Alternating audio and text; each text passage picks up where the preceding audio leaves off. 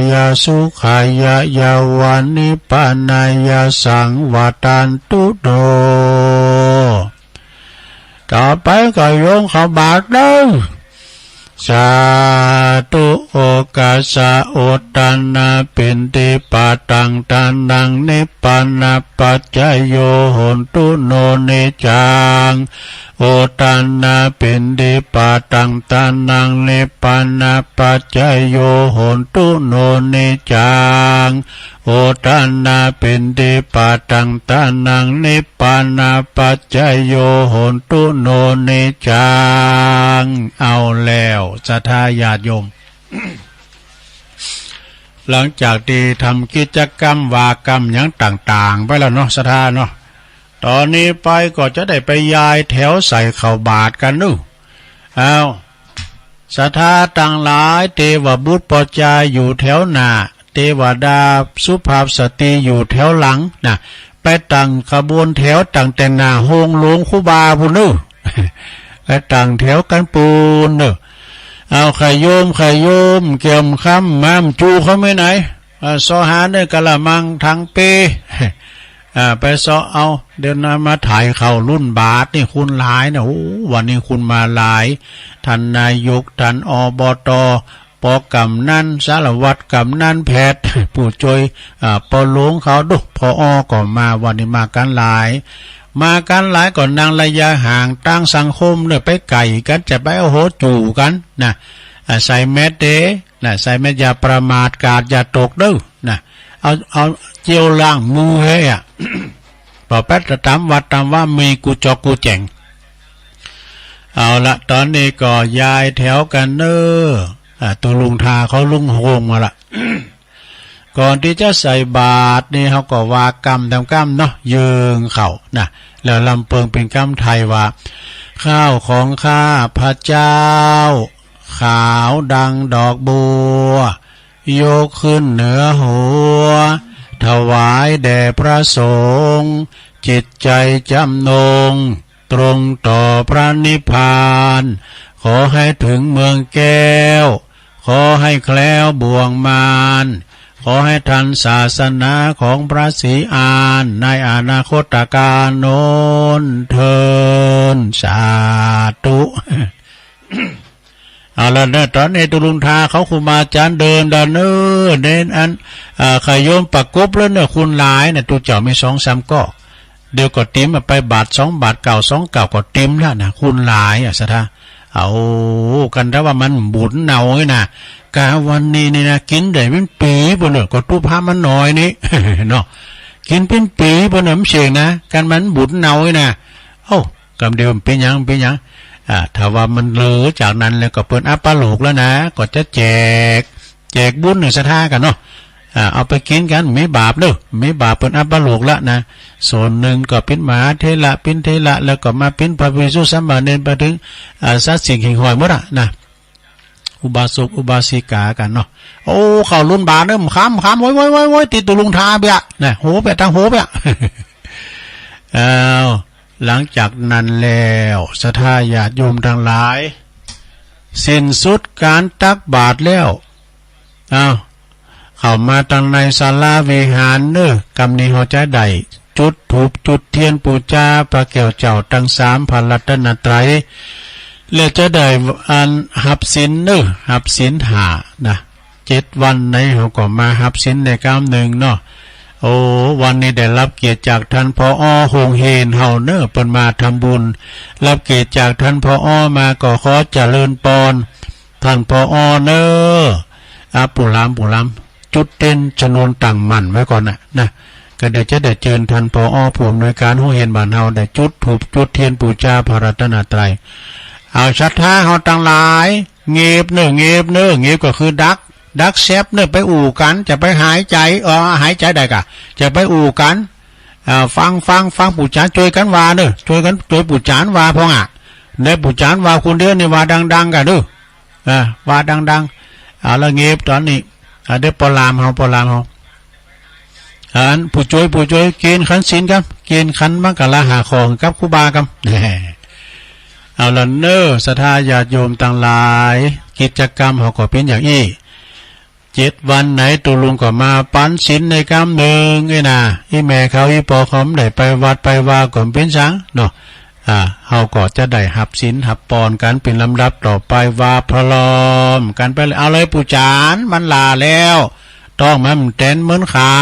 เพื่อจะไปหับจางกันอยู่ใส่ลำไยมัดหอมกันเนาะเอาว่าไปเลยมายังพันเตติสาลันเนนะสหปัญจศีลานิยจามะตุติยัมปิมายังพันเตติสาลันเนนะสหปัญจศีลานิยจามะตติยัมปิมายังปันเตติสาลาเนนะสหปัญจศีลานิยจามะนะโมตัสสะภะคะวะโตอะระหะโตสัมมาสัมพุทธัสสะนะโมตัสสะภะคะวะโตอะระหะโตสัมมาสัมพุทธัสสะนะโมตัสสะภะคะวะโตอะระหะโตสัมมาสัมพุทธัสสะพุทธังสรณังกัจฉามิธัมมังสรณังกัจฉามิสังฆังสรณังกัจฉามิตุติยัมปิพุทธังสรณังกัจฉามิตุติยัมปิธัมมังสรณังกัจฉามิตุติยัมปิสังฆังสรณังกัจฉามิตติยัมปิพุทธังสรณังกัจฉามิตติยัมปิธัมมังสรณังกัจฉามิ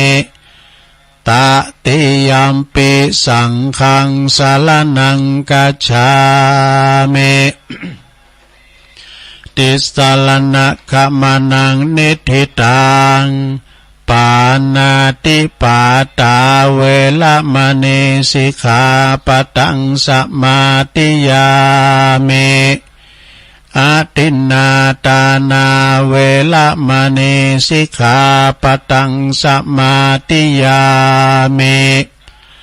กาเมสุมิจฉาจาลาเวละมณีสิกขาปตังสมาติยามิมุสาวาทาเวละมณีสิกขาปตังสมาติยามิสุราเมรยะมัชฌะปมาทฐานาเวละมณีสิกขาปตังสมาติยามิอิมานิปัญจสิกขาปทานิสีเลนะสุขติงยันติสีเลนะโภคสัมปตาสีเลนะนิพุติงยันติตัสมาสีลังวิโสทะเยสาธุสาธุสาธุเอาแล้วหับศีลไปแล้วลงเอ้ยขอมังกละเนี่ยนะจะไปเสมันหายนะลงลูกกำมันหายก่อนปิ้งยังศีลหนาตุลุงก่อนมาปั้นแถมลูกนะหายมาขอ2 ขอนี่ก่อนปิ้งยังแหละนะ7 วันนี่ก่อนมาปั้นเนี่ยเตยปล่อยแม่ดิมได้ไปวัดไปว่าจูเนี่ยไปว่าจูงายเนาะมันวันเสาร์ถึงอ่ะนะเอามาปั้นศีลปั้นปอนก่อนนี่ปอไปอยู่วัดนะพอตอนนี้ปอก็เป็นผุนน้ำได้แต่เป็นจานเก่าลูกเป็นจานเก่าเอาหลังจากที่หับศีลไปแล้วลงก็เดี๋ยวตุลุงจะสวดพญานกยุงทองก่อนด้วยการว่าเต้นโดยการก็ว่าโดยการพญานกยุงทองไปออกสวาหากินขาดเป็นสวดมนต์นั่นเนี่ยนะไป พาดหมดอะนายพานบ่งนายพานเนี่ยติดสักเติมติดแห้วติดบ่งยังซักอย่างเขี้ยวขาดปลอดภัยเพราะว่าเปิ้นสวดพญานกยุงทองอุเตอเปเนอ้าวอุเตตยัญจักุมาเอกาลาชาหาลิสวันโนปาทาวิปาปาโสตังตังนัมมัสสัมเมหาลิสวันนังปาทาวิปาปาสังตายาสากุตาวิหาเลมุติวาสังเยปลัมมานาเวตากุสัปปะธรรมเมเตเมนาโมเตจามังปาลายันตุนัมมาตุพุทธานังนามาตุโพธิยานะโมวิมุตตานังนะโมวิมุตติยาอิมังโสปาลิตังกัตวโมโลอาสาเนเอสานาเปตยัญจักุมาเอกาลาชาลิสวันโนปัตตวิปาปโสตังตังนามาสาเมหาลิสวันนังปัตตวิปาปสังตยาสากุตาวิหาเลมุลติงเยพลัมมานาเวตากุสัปปะตัมเมเตเมนาโมเตจามังปาลายันตุนามาตุพุทธานังนามาตุโพธิญาณโมวิมุตตานังนาโมวิมุตติยาอิมังโสปาลิตังกัตวโมโลวาสามากาปายิติโมลปาลิตังสาธุสาธุสาธุ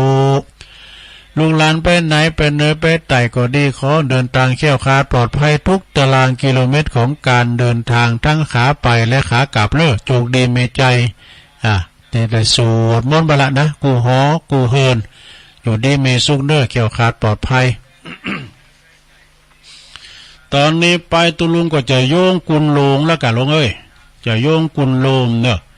โยงกุนโลมแล้วก็จะสัพเพสัตตาวันตาก็จบพิธีเนาะ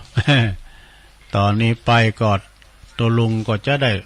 ถึงกุนอย่างต่างๆมันมีกุนกูอย่างนะเขามีกุนน้ำมีกุนบุญมีกุนอย่างมีกุนหมดอะนะกุนเขากุนน้ำกุนลมกุนไฟสาธุสาธุสาธุผู้ข้าขอยกมือ10 นิ้วขึ้นตั้งวางกิ้วไก่เกาเกษาขอจักเงาไว้สากุลพิตาสาวกุลพระมารดาเม12กุลพระแม่โพศพเม39กุลพระพุทธเจ้า56กุลพระธรรมเจ้า38กุลพระสังฆเจ้า14กุลอาจารย์เม10กุลกรรมฐานเม8กุลไฟ6กุลลม7กุลพระแม่ธรณี21กุลแม่น้ำคงคา12กุลอัคคาละ33กุลศีล5เม11กุล18เม12กุลศีล10เม21กุลจตุปาลิสุทธศีลเม10เม27กุลอรหันตาคือมรรค4ผลศีลในปาน1รวมเป็น9กุลอาสาสะปัสสาสะนิสาวานิสาวาสอาสากุลพระวิหาร84,000ปันลังกุลพระมหาเจติยาเจ้า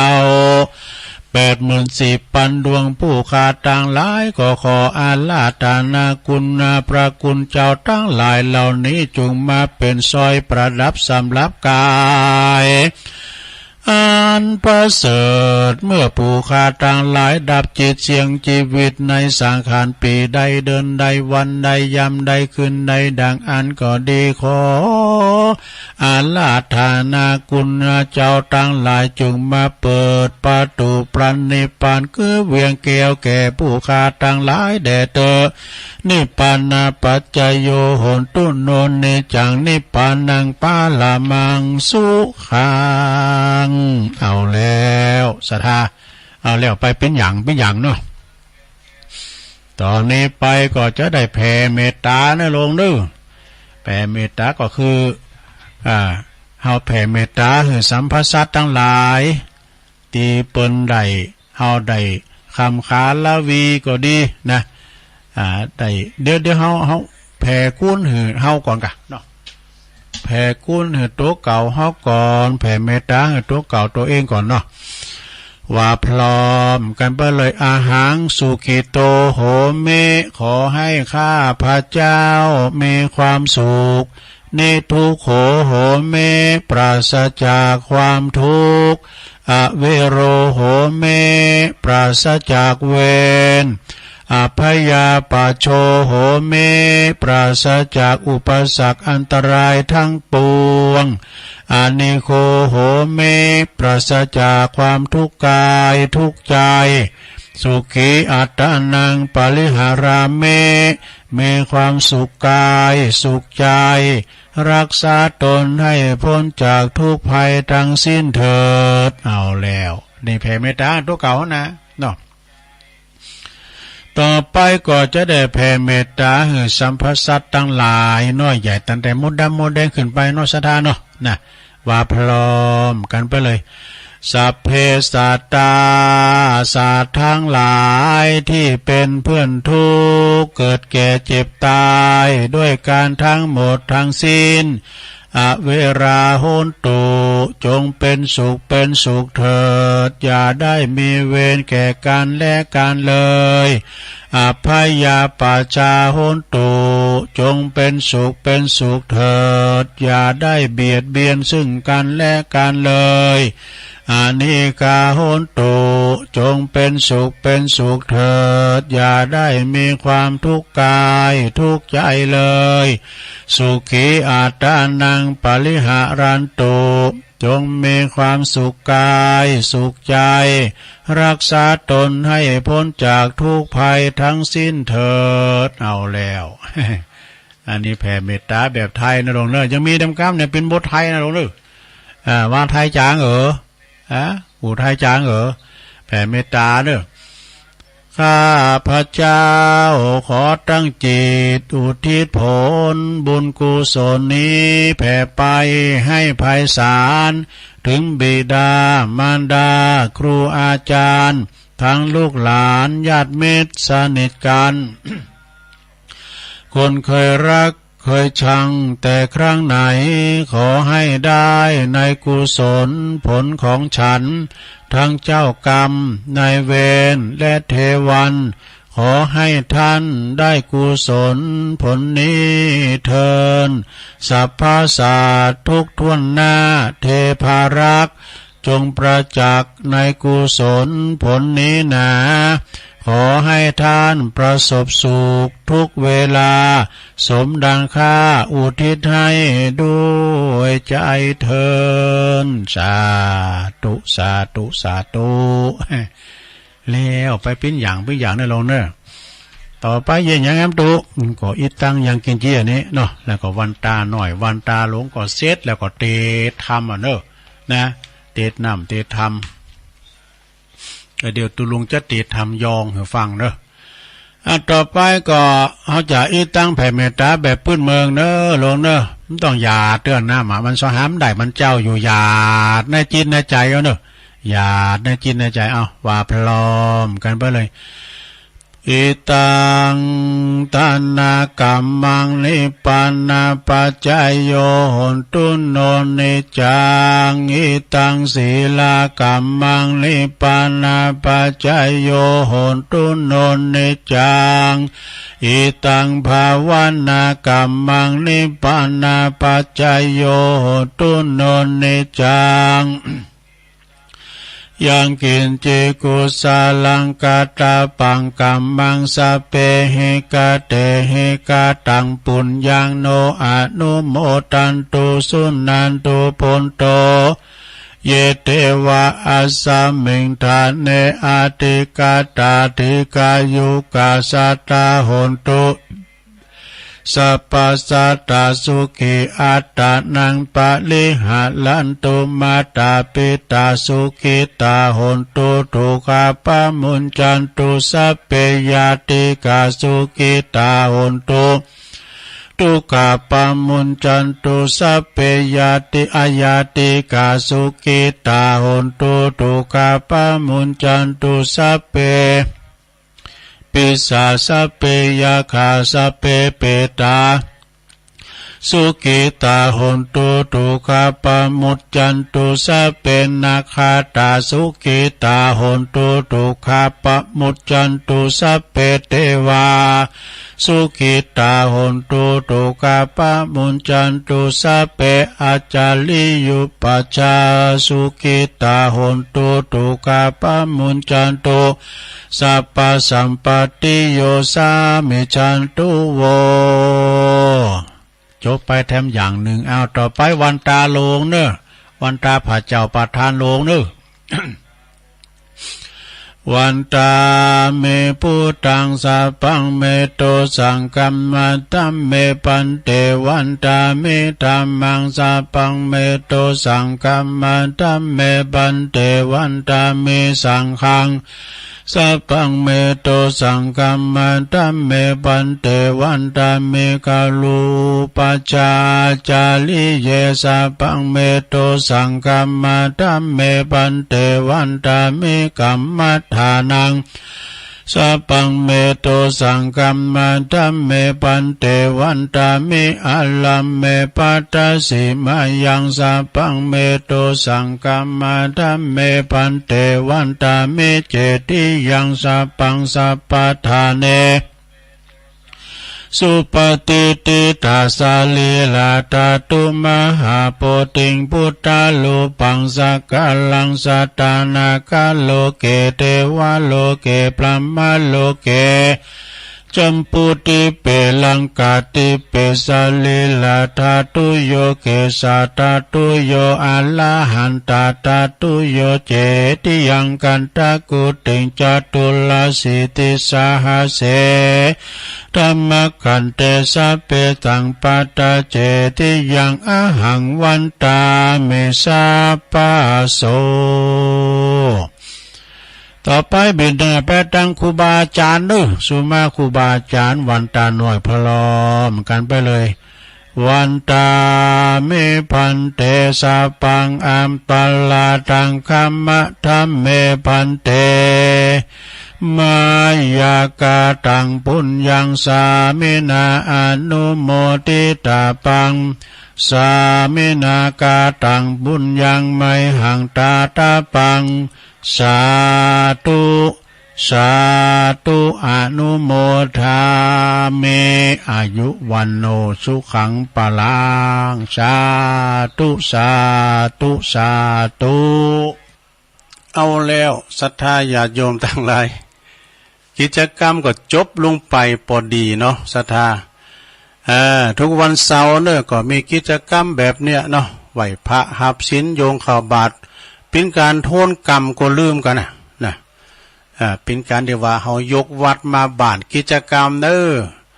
ถือว่าวันพุธก็วันหอแล้วเนี่ยเนาะพุธนี้ก็เป็นวันหอวันห่างวันนั้นที่3ก็เป็นวันศีลน่ะเนาะตะกี้นี่ตุลุงก็ข้ามไปบทหนึ่งเมื่อใดบัดตังสถานีวิทยุเปิ้นนะขอโทษด้วยเด้อ ต่อไป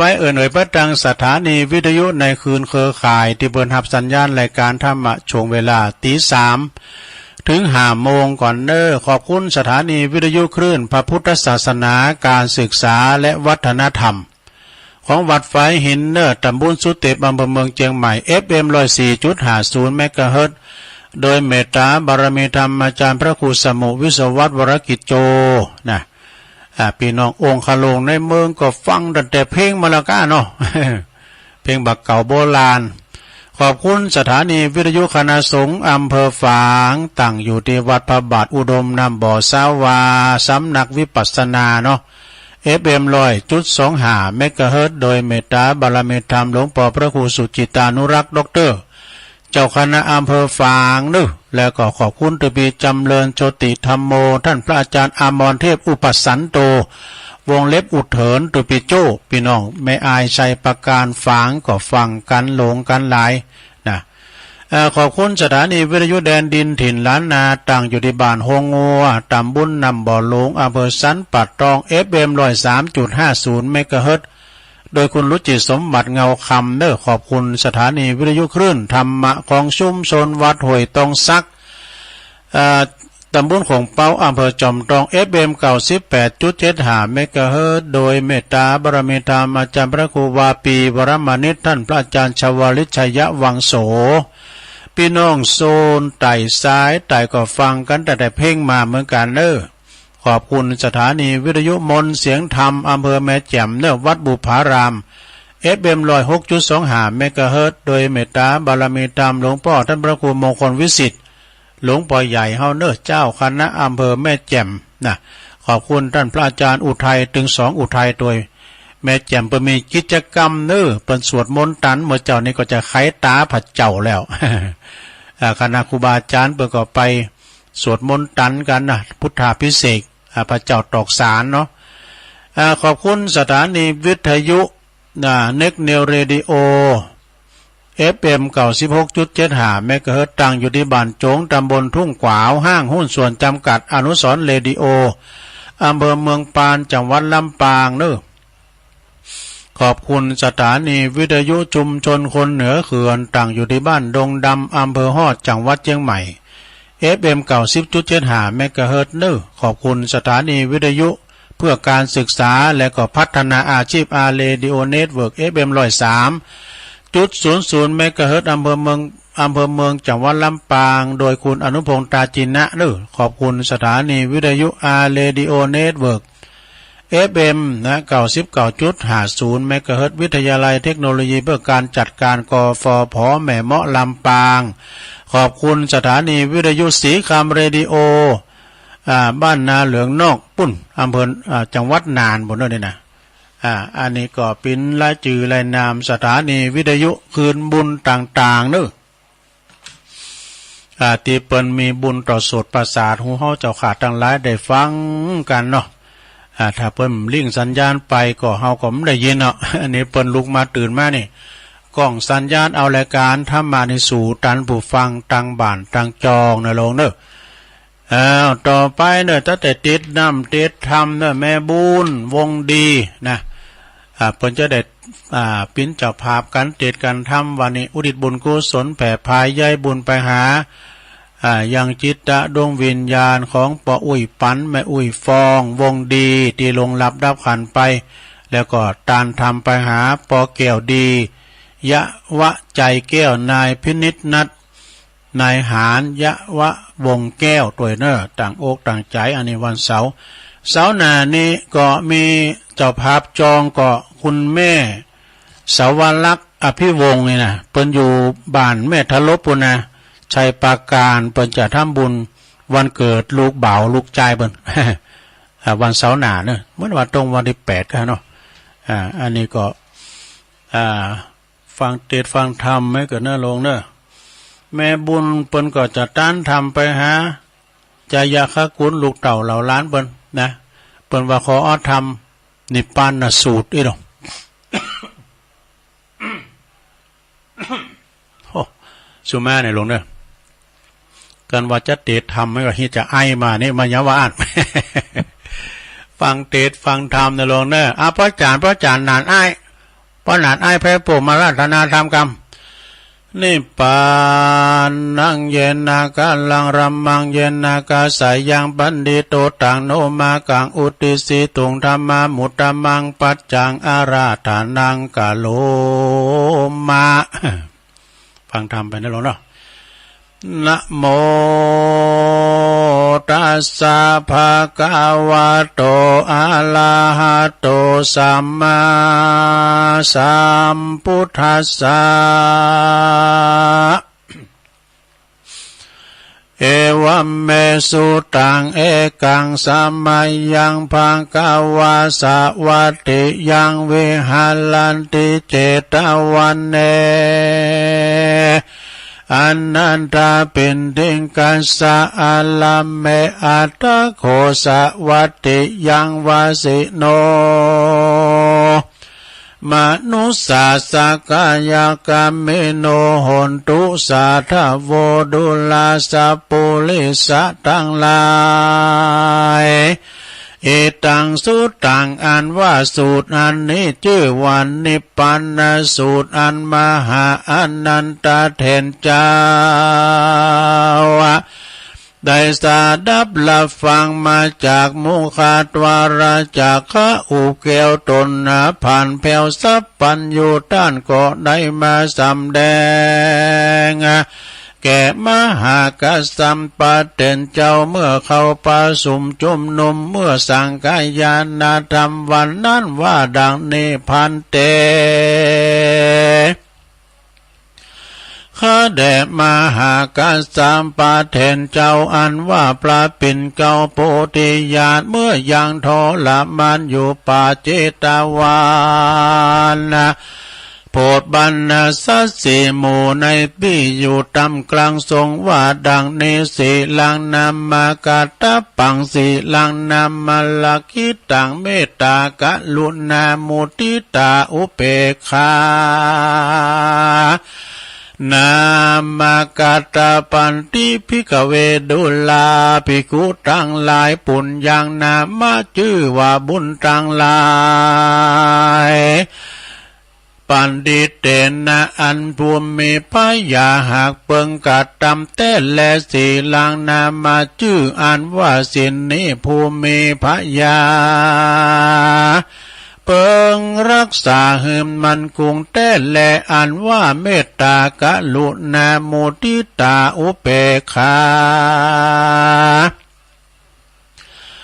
ภูมิพยาเปิงจำเลินภาวนาแต่แลภิกขเวดุลาภิกขุตั้งหลาย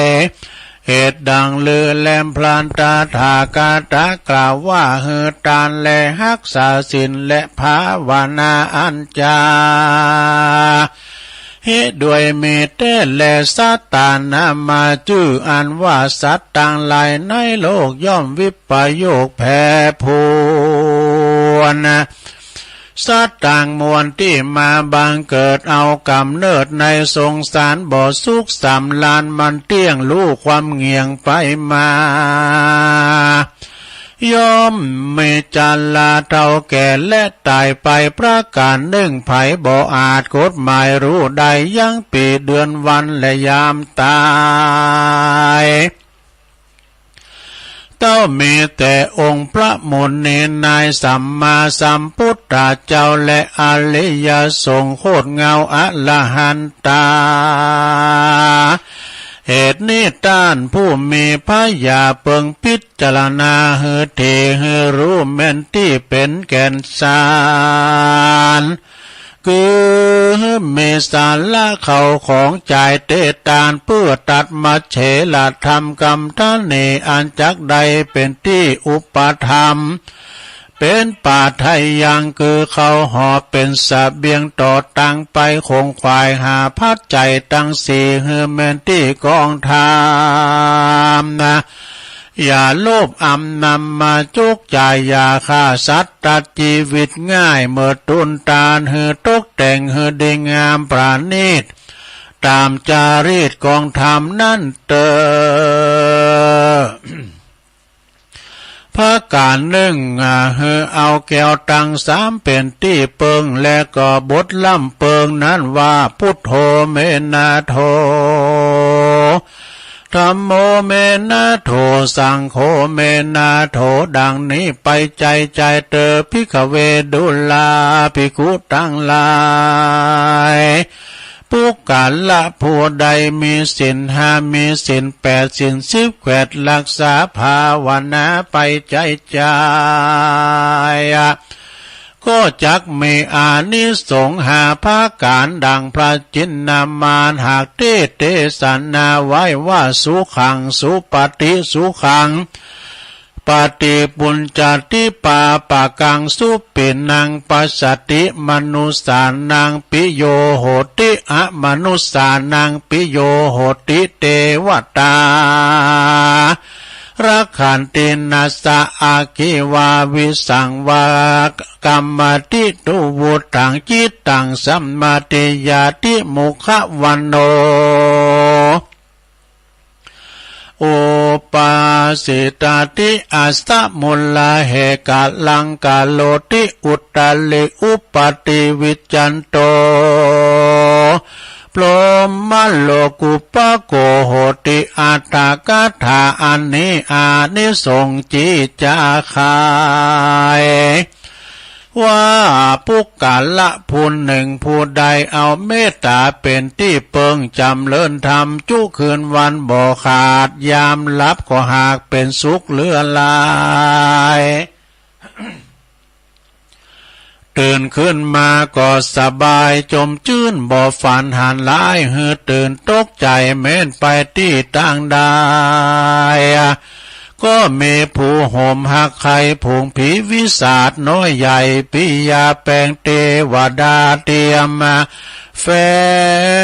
งวงแวดเฝ้าไฟยาพิษและหอกดาบนั้นลาวบอกคาหือตายจิตใจมุ่งหมายเป็นสมาธิได้เร็วด่วนใบหน้างามแหลบล้วนผ่องผิวใสสัตว์ที่ก็บ่ลงไหลเมื่อกาตามกาละมรณาฏกันสมปานยังบ่อาจถึงมรรคพลโพนะย่อมมีจันพรหมเป็นที่ไปบังเกิดอันนี้เป็นอานิสงส์อันล้ำเลิศแห่งเมตตาเอกทัสสะรวม11ข้อกล่าวด้วยอันย่อปอเป็นที่เข้าใจความนี่และนาภิกขเวดูลาภิกขุต่างหลายผู้กะละยิงใจภูมิพยาผาธานาใครถึงสุขอันมีในเมืองคนและเมืองฟ้าทลาบต่อเต้าถึงฝั่งกำนาคือเนลาปานเฮเมปาการพระก่อไปด้วยธรรม5ประการคือมีสัทธาหารเป็นข้อเก้าเชื่อใส่ในกุลแก้วทั้งกุลแก้วเจ้าทั้ง3ประการมีศีล5ศีล8ตามตำนองสุตตะมันสดับรับฟังยังกรรมสั่งสอนของนักปราชญ์เจ้าอย่าได้ขาดตามดังพระพุทธเจ้าหากเทศนาว่ามูลาแห่งศีลนั้นมี5ประการคือหิริมีความละอายต่อบาปโอตตัปปะมีความสะดุ้งขยาดเกรงกลัวยังกรรมมืดมัวอันเป็นบาปขันติเมกรรมอดต่อร้ายกรรมร้ายหยาบอันกรรมพุสวาทวาจาต่ออดต่อสัตว์นานาที่มาซับตอมไตอันหนึ่งก็มีจิตเมตตารักไฟรักปิ้งแปงกะลุณาก็มีจิตใจรักแปลงแฝงไฟต่อสัตว์ที่มาได้ทรมานลำบากปลดปล่อยเขาได้พ้นจากทุกขังมุตตุกุณายังสัตว์ต่างหลายน้อยใหญ่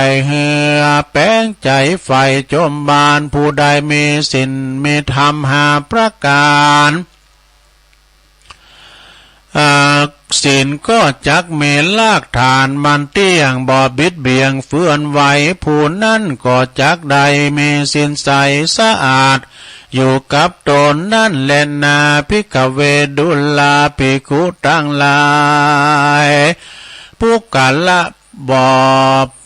ผู้บ่หูลักษณะแห่งการตานหักษาศีลและภาวนา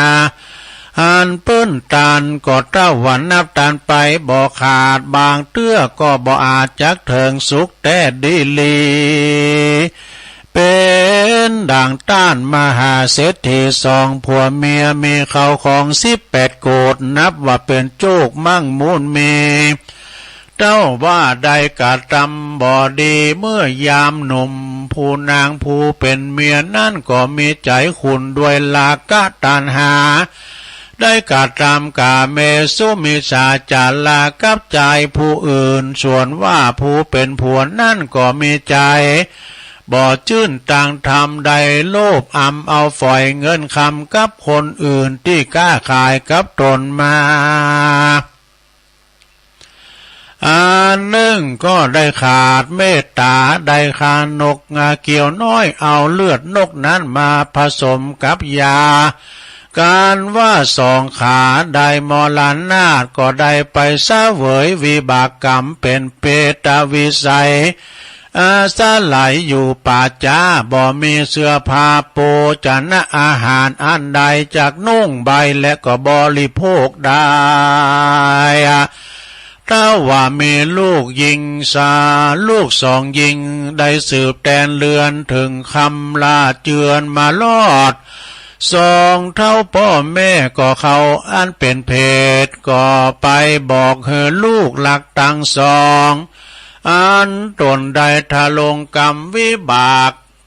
ว่าขอเฮธิดาสองธิดาได้เฮตานอุทิศฝากบุญมาหาพ่องเตอะเมื่อนั้นจะเขาตั้งสองพี่น้องก็มาจุกจ่ายเข้าของเป็นตานไปใจก็ยังว่าบ่ได้รับส่วนบุญตานะนางกุมมาลีตั้งสองพี่น้องก็ปากันเข้าไปไวพระพุทธเจ้าแล้วก็ถามอย่างวิบากกรรมแห่งพ่อและแม่ทั้งสองตีนั้นพระพุทธเจ้าก็ตนเป็นสัพพัญญูรู้แจ้งทลัดทะลองอดีตชาติก็เตสนายังวิบากของเศรษฐีเฮือนางกุมารีทั้งสองพี่น้องเฮือใดเฮือปากันไปหาผู้จบทะลองได้แต้มเขียนยังทำนิพพานสูตรไปเป็นตานะแล้วอุทิศบุญส่วนตานไปหาพ่อและแม่ก็จักได้พ้นจากทุกแผ่ไปพ้นจากเปตวิสัยจะแลปุณณดิวเสการว่าวันลูนมาลอดนางทั้งสองก็ได้ประกอบวัตถุปัจจัยไตยทานพร้อมกับธรรมเทศนาดวงงามนิพพานสูตรแล้วก็อุทิศบุญไปหาอย่างปิตามารดาอันเป็นเพศก็รู้ได้พ้นจากเขตอบายได้ไปกับกายไปเกิดที่จันฟ้าเลิศเมืองสวรรค์ก็มีด้วยประการดังกล่าวมานี้แหละนาเตสนาวสเนสาติกาทิกาธรรมเทศนาปหุโสตาปฏิภลาตินีป่าปุหนิงสุในเมื่อเลี้ยวธรรมเทศนานิพพานสูตรดวงพาเสดก็บังเกิดและก็บังเกิดภาลาแก่ปริสัตตังสี่หมู่ล้างพ้องก็ได้ถึงธรรมวิเศษมีปาเปตวโสตาสกิตากาอานากาอลหันตาตามบุญสมปานแห่งตนอันใดก็ตาธิการมาแต่ก่อนก็มีวันนั้นแหละนานิพพานสุตังนิทิตังขียาอันเก่ายังทำนิพพานสูตรอันแควบอันย่อก็บังโกมโสมเรสเด็จเลี้ยวเท่านี้ก่อนแลสาธุสาธุสาธุจบลงไปลงก็ทำสบับกับเป๋าสบับทุงยามเปิ้นย่นย่อมาเด้อลงเด้อปอน้อยปอนนั้นโอ้ตูนี่เตทำจบนี้ก็ทำแต่เตจบว่าแต่เปิ้นย่นย่อนะเนาะปิ้นทับสบับกับเป๋าแบบย่นย่ออย่าอันย่ออันแคบก็จบลงไปนะแม่บุญไปสวดมนต์นั่นละก็4 โมงเปิ้นจะเข้าห้องสวดมนต์น่ะฟังย้อนหลังก็ได้เด้อเอาปอนี่ก็เด้อแม่บุญวงดีจัดส่วนต้านทำไปหาปออุ้ยปันแม่อุ้ยฟองวงดีที่ลงหลับไปแล้วตานไปหาปอแก้วดีด้วยยาวะใจแก้วนายพินิจนัดนายหารยาวะใจแก้วตัวเนอได้กินได้ตานได้บริโภคปิ้นเขาติบน้ำติบเหมือนกับทำนิพพานสูตรเนอเอาปอนก่อนยะถาวาริวหาปุลาปาริปุเรนติสากรังเอวะเมวะอิโตทินังเป ตานังอุปกัปปติอิจิตังปฏิตังตุมหังคิปะเมวัสมิจตุสเปปุเรนตุสังกปาจันโทปันนรโสยะถามณีโจติละโสยะถาโสยาติธัมโมจะอายังนิทัสสิโตเปตานะปูจาจักกตาอุลาลาพลัญจาภิกขุนามนุปตินังตุมเหหิปุญญังปสุตังอนาปกันติสัพพิติโยวิวัจจันตุสัพพะโลโกวินาศตุมาเตภวัตวันตรายโยสุขีติคายุโกภวะอาภิวาตานะสีลิสานิจังวุตาปัจจายโนจัตตาโลธรรมาวัตันติอายุวันโนสุขังปะลังอ้าวแต่ปอนกันตึงโลงตึงลายเนอะจะแม่บุญคุณเดียวนะ เอาฟังธรรมนะปันป้อนก็ขอให้มีความสุขกายสบายใจกันเนอะตึงขอบโคนะตึงขอบโคอยู่ดีมีสุขนะก็ขอให้มีสุขภาพพลานามัยสมบูรณ์แข็งแรงอยู่กินอยู่ต้านกันไปใจเนอะ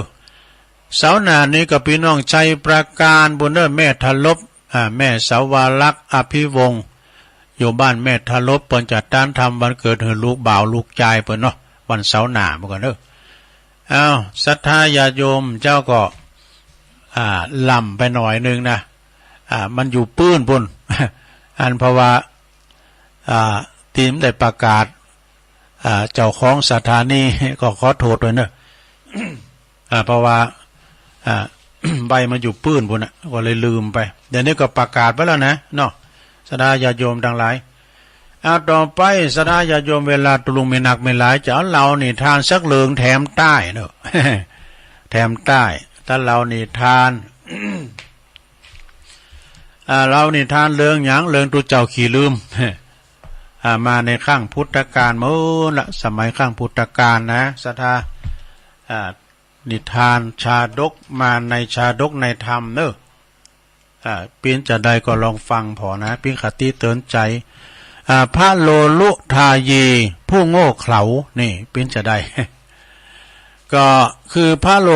ลลุทายีนี่นะ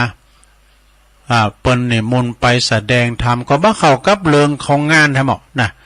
สมมติว่าเปิ้นไปนิมนต์ไปเตทำงานศพก็ไปอู่เรื่องเฮิรนใหม่เฮ้ยนะเปิ้นนิมนต์เตเฮิรนใหม่ก็ไปอู่เรื่องงานศพนี่นะ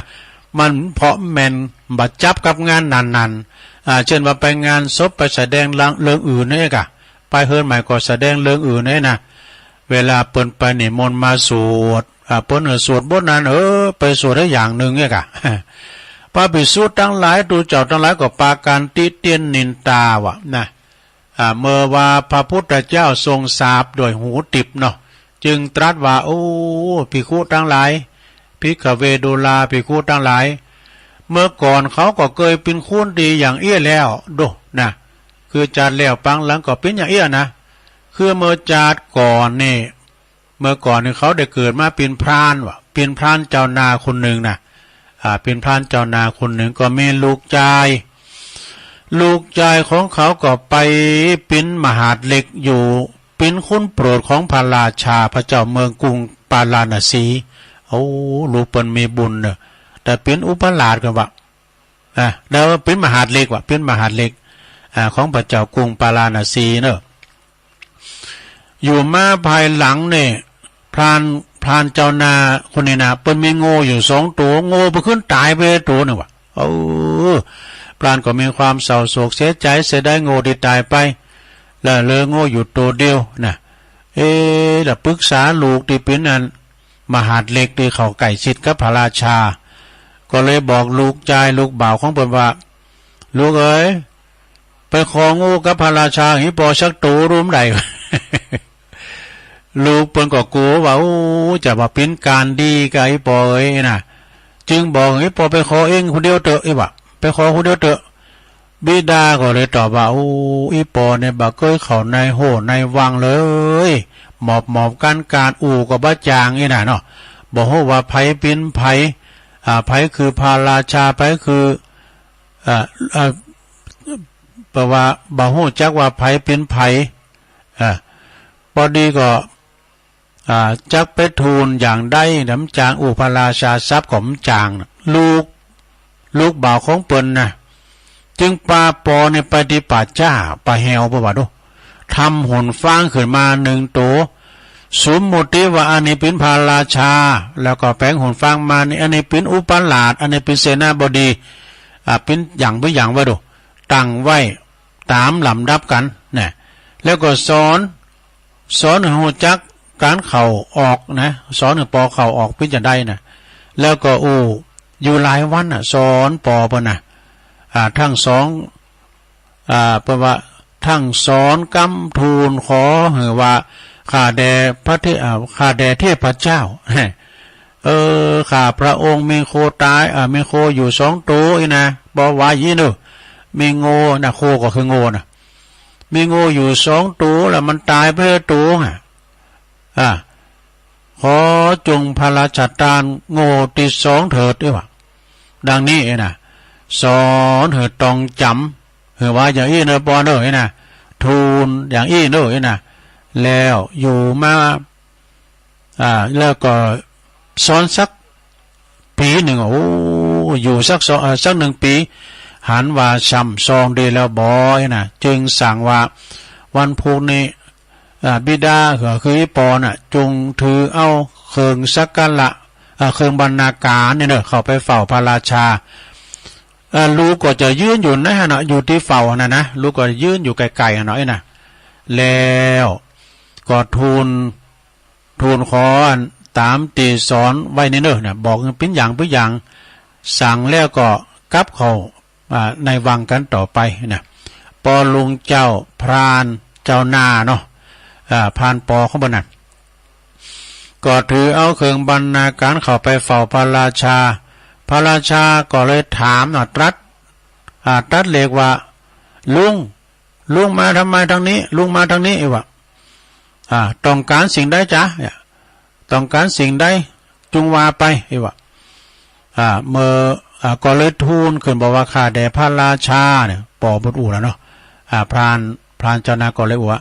ข้าแด่พระราชาเจ้าโคของข้าพระเจ้าเนี่ยนะมันมีอยู่2ตัวมันตายไปตัวหนึ่งขอพระองค์จงทรงรับเอาตัวที่2เถิดพระเจ้าข้าไอ้ดอกพระราชาทรงเข้าใจว่าทรงเข้าพระทัยนะว่าอูพิษก้านะอูพิษก้าว่าในพรานอูพิษก้านะจึงตรัสถามอีกก็เลยทูลอย่างเก่าเนี่ยนะขอพระราชทานตัวที่2เนี่ยพระราชาก็เลยทรงยิ้มนะแล้วก็หันไปตรัสถามลูกของพราหมณ์นะวัติบานของเธอน่ะหันจะมีเงินหลายโตก็ไอ้น่ะลูกชายเปิ้นก็ลูกชายของพราหมณ์ก็เลยทูลโดยความฉลาดว่าโอ้พระราชาพระองค์พระราชทานก็หันว่าจะมีหนักเนอะพระเจ้าข้าไอ้ดอกพระราชาก็ทรงโปรดปรานเนาะกรราบทูลอันนี้จึงได้พระราชทานโคนะหรือว่าโง่16ตัวดูขอตัวได้16ตัวกันนะแล้วก็เครื่องนุ่งห่มแถมว่าบ้านก็บ้านแถมหลังหนึ่งว่าดูบ้านแก่พราหมณ์นั้นแถมหลังหนึ่งแล้วก็ส่งกลับไปต่อมาจากนี้เปิ้นก็พระราชาเนาะเกิดมาทำจากในพระราชานั้นก็ได้เกิดมาเป็นพระอานนท์ได้เป็นพระอานนท์เด้อพระราชานะพราหมณ์ผู้นั้นก็เกิดมาเป็นพระโลลุทายีเตเปิ้นได้แล้วแหมพิถูกๆกะแล้วอย่างตุลุงนะครับพิถูกลูกชายของพราหมณ์นั้นก็คือได้มาเกิดเป็นพระพุทธเจ้านี่มหาดเล็กนะเกิดมาเป็นพระพุทธเจ้าขั้นทรงแสดงเรื่องเก่าจบแล้วอย่างนี้แล้วนะจึงได้ตรัสถึงตรัสว่าถึงเมื่อก่อนพระโลลุทายีผู้ในนาเกยพิษผาดพิษถูกมาแล้วเพราะตนได้สดับรับฟังได้เล่าเล่นมาน้อยดังนี้ว่าเรื่องนี้เปิ้นก็เป็นเรื่องที่สอนหูว่าคุณเฮาทุกคนควรเล่าเล่นความหูไว้นักนี่ว่าเพื่อให้เกิดความกล้าหาญทั้งปวงในที่ทั้งปวงจบซะนะไข่ยาวไปหน่อยเนาะเข้าใจหลวงเข้าใจตุลุงว่าแต่ลุงนี่มันไข่เข้าใจด้วย นิทานเนอะสดาเนอะมาในชาดกเนาะเอาละต่อไปตุลุงก็จะได้ประกาศข่าวสารงานบุญหน่อยครูบาอาจารย์นี่กันเนอะประกาศข่าวสารงานบุญก็วันนี้แล้วเนอะที่วัดกูงูลืนนะโอ้แต่ว่าตุลุงก็ไปปีกมาพอ10 โมงก็คือ10 โมงปลายกะ4 ทุ่มปลายคุณก่อนนักก่อนลายเนอะพี่น้องไตนี่มีพึ่งกึ่งบ่กะเปิ้นมาทำบุญกันทรงน้ำมีงานนี้เปิ้นเรียกว่างานทรงน้ำพระบรมสารีริกธาตุแล้วก็งานใส่ขันดอกไม้32 มหาบารมีนะแล้ววันนี้แต่ว่านี่เป็นสวดธรรมจักกันไปเรียบร้อยเนาะมันขึ้นแล้วนี่นะวันนี้ก็ลำดับการนี่เปิ้นว่ากำหนดการนี่7 โมงครึ่งนี่เปิ้นจะมีพิธีบวงสรวงสิ่งศักดิ์สิทธิ์กูงูลืนเฮาเวลา9 โมงนี่ก็อัญเชิญพระบรมสารีริกธาตุลงสู่หอทรงน้ำ9 โมงครึ่งนั้นก็ประสงค์ทั้งนั้นเนาะหลาย10 ตุนอยู่ก็เจริญพระพุทธมนต์สืบจัตตาเนาะสืบจัตตาหลง11 โมงก็ถวายภัตตาหารเพลเตงก็เล่งอาหารกลางวันกับศรัทธาญาติโยมแต่คือแล้วพี่น้องชลบุรีมา3 การลดบัตรมากันจัดหลายโดยท่านพระอธิการประสบโชควิสุทธิธารีตุปิน1เนอะเลขานุการเจ้าคณะตำบลเจ้าวัดกูงูลืนโอ้แต่คือแล้วนี่ก็เพิ่นก็ช่วยกันหลายเนาะก็มีปหลวงภูมิพัฒน์ตะกันปหลวงหยุดเฮาผู้ช่วยเคผู้ช่วยปอกเขาเนาะวิยาวัจกรก็ปหลวงเดชาชนะเดชนะอบต.จำหลัดสอนแก้วแสนแก้วอบต.จำหลัดนะแสนแก้วปหลวงเก่ามาเป็นอบต.ทำหลายอย่างแล้วก็ไอ้บุญศรีธรรมศิษย์ก็เนี่ยก็ช่วยกันวันนี้เต็มวันเนี่ยก็จะได้ไปอยู่เนาะจบการจบงานนี่ก็จะได้ไปทำกรรมประจะสืบจัตตาหลงวันนี้นะที่วัดกูงูลืนเอาต่อไปงานต่อไปสถาในวันที่15เนอะสถาเนาะวันที่15นี่ก็เพิ่นจะมีการหล่อเต้นเนอะไก่เข้ามาแล้วนะเหลือทำ15 วันนะลงเนอะเพิ่นจะหล่อเต้นวัดสาประจำปี2566ที่วัดทุ่งโป่งเนอะตำบลเมืองปานอำเภอเมืองปานจังหวัดลำปางเจิญปีเจิญน้องก็ไปจะไปปูชาเตนปูชาแผ่นเต้นธรรมจักรแผ่นละ20 บาท20 บาทก็ไปปูชากลางงานบ่ล่ะเนอะหน้างานบ่ก็ได้ไปไม่ได้ไปก็ฝากห้อมกันไปก็ดีเนาะนาบาคุณจะไปกันลงกันหลายคณะสงฆ์คืนสีขาวบัจจัยคืนสีขาวตั้งเวงป่าเป่าลำปางตั้งเจียงใหม่ด้อยรออาจจะไปกันหลายนะตลอดถึงศรัทธาญาติโยมก็ปากันไปเนอะห่อข้าวไปด้วยพระจะไปเปิดห้องตาลก็เจิญนะพระจะไปปิ้นเจ้าภาพนะอย่างต่างๆก็เจิญได้เนอะวันที่15เนอะวันคำเนอะที่วัดทุ่งโป่งนะตำบลเมืองปานโอ้วัดเปิ้นกวางเนอะวัดเปิ้นกวางขวาง แล้วก็เขาจะไปตานกันวันที่13บนเนอะเขาสารสินนึงนะเอาจะไปตานที่ไหนก็ปุ่นวัดพระบาทอุดมนำบ่อสาวานะเพิ่นก็จะต้านหลายวัดหวยงูในเขาเนี่ยหลายวัดนะเพิ่นจะไปต้านกันเนาะที่วัดพระบาทอุดมวันที่13 สิงหาบุญนะอันนี้ก็โอ้คุณจะไปกันลงกันหลายตึงปีน้องสตากาเมืองฟ้าไม่อายใส่ประการก่อนหลายอยู่แล้วตังเวงป่าปอดตังลำปางตังเจียงใหม่ด้วยหล่อนี่ไปแถมโลเป็นสถานที่เป็นเหือเป็นกว้างขวางด้วยที่วัดพระบาทอุดมแล้ววันพุธนี้เป็นจะหล่อเนอะจะหล่อเลนหล่อผ้าหล่ออันผู้ครองเมืองนะที่รายละเอียดน้องตุลุงก็จดไว้ไม่ไหนวะวันพุธนี้กับวันที่2นะที่วัดพระบาทอุดมเป็นจะหล่อรูปเหมือนรูปปั่นนะที่เป็นเจ้าผู้ครองเมืองแล้วก็พระสงฆ์ด้วยนะแต่ที่วัดพระบาทอุดมก็ไปกันเริ่มกันแล้ววันนี้แหละนะวันรอได้กับวันผูกเนาะทำงานหนึ่งก็ที่วัดดอนน้อยเนอะวัดดอนน้อยตำบลแม่แรงอำเภอป่าสร้างนี่เปิดก็ขอเชิญลมทำบุญสร้างบารมีมหามงคลเปิดจะยกจอฟ้าศาลาปฏิบัติธรรมโดยแล้วก็เปิดจะทรงน้ำพระธาตุเจดีย์โดยเนอะทรงน้ำกูอดีตเจ้าอาวาสโดยถวายผ้าป่าเป็นกระเบื้องมุงหลังคาโดยนะวันที่เสาร์วันที่15วันเดียวก็เขาหล่อตีนนะเด้อ เวลา9 โมงเป็นต้นไปเนตีขวงแก้วอารามพระสมปรารถนามหามงคลดวงดีนะวัดดอนน้อยตำบลแม่แรงอำเภอป่าซางเด้อโดยเมตตาบารมีธรรมอาจารย์พระครูวิมลสุตตาพรรองเจ้าคณะตำบลแม่แรงเจ้าวัดดอนน้อยพร้อมด้วยคณะศรัทธาเนอะไปกินไปต่างกันแม่จันติบแสงทองเขาจังซอก็มาเนาะปลากล้วยปลาเสาตาวังตานวะนะ มากินมัดตานด้วยกันเนาะเอางานต่อไปศรัทธาญาติโยมดังหลายวันที่4เดือนกรกฎานะได้เลงได้วัดสีเตวัดหลวงสีเตโดยเมตตาบารมีธรรมหลวงพ่อพระครูกัลยาณธรรมนิวิทย์ครูบาเจ้าเสาคำถาวโรเปิ้นก็จะมีงานสืบจัตตาหลวงจะร้องอายุวัฒนมงคลครบรอบ75 พรรษาที่55เนอะในวันที่4 กรกฎาคมเนอะที่วัดหลวงสีเตก็ไปรวมบุญกุศลกันเนอะพี่น้องศรัทธาญาติโยมลูกศิษย์ลูกหาก็ปากันไปในวันที่4 กรกฎาคมเนอะที่วัดหลวงสีเตี้ยนะครูบาเสาคำปนพิจเจ้าคณะตำบลโดยเจ้าวัดหลวงสีเตที่วัดสีเตเนอะเวลาก็วันคำนะเปิดสืบจัตตาลงด้วยแล้วก็งานต่อไปศรัทธาญาติโยมโอ้วันนี้ก็หลายงานเนอะวันนี้นะวันที่1ในวันนี้ก็ขอเชิญโลมรำบุญสมโพธิรูปหล่อเหมือนหลวงปู่ครูบาอินโทรูปหล่อเหมือนของครูบาบุญปัญโยวันที่1 ที่ 2 กรกฎาคมที่วัดคันธวาสทุ่งปุยเนอะตำบลสันติสุขอำเภอดอยหล่อนี่แหละในวันที่1วันนี้ในเวลา 17:00 น5 โมงบูธเนี่ยเปิดจะสวดมนต์ตันเนอะสวดมนต์ตันแล้วก็เทศน้ำเทศธรรมกันนะแล้วก็วันที่2วันพรุ่งนี้ก็เวลา9 โมงเปิดจะสืบจัตตาลงด้วยนะที่วัดคันธวาสทุ่งปุยโดยเมตตาบารมีธรรมอาจารย์ท่านพระครูสุคนบุญญากรเจ้าคณะตำบลสันติสุขเจ้าวัดคันธวาสทุ่งปุย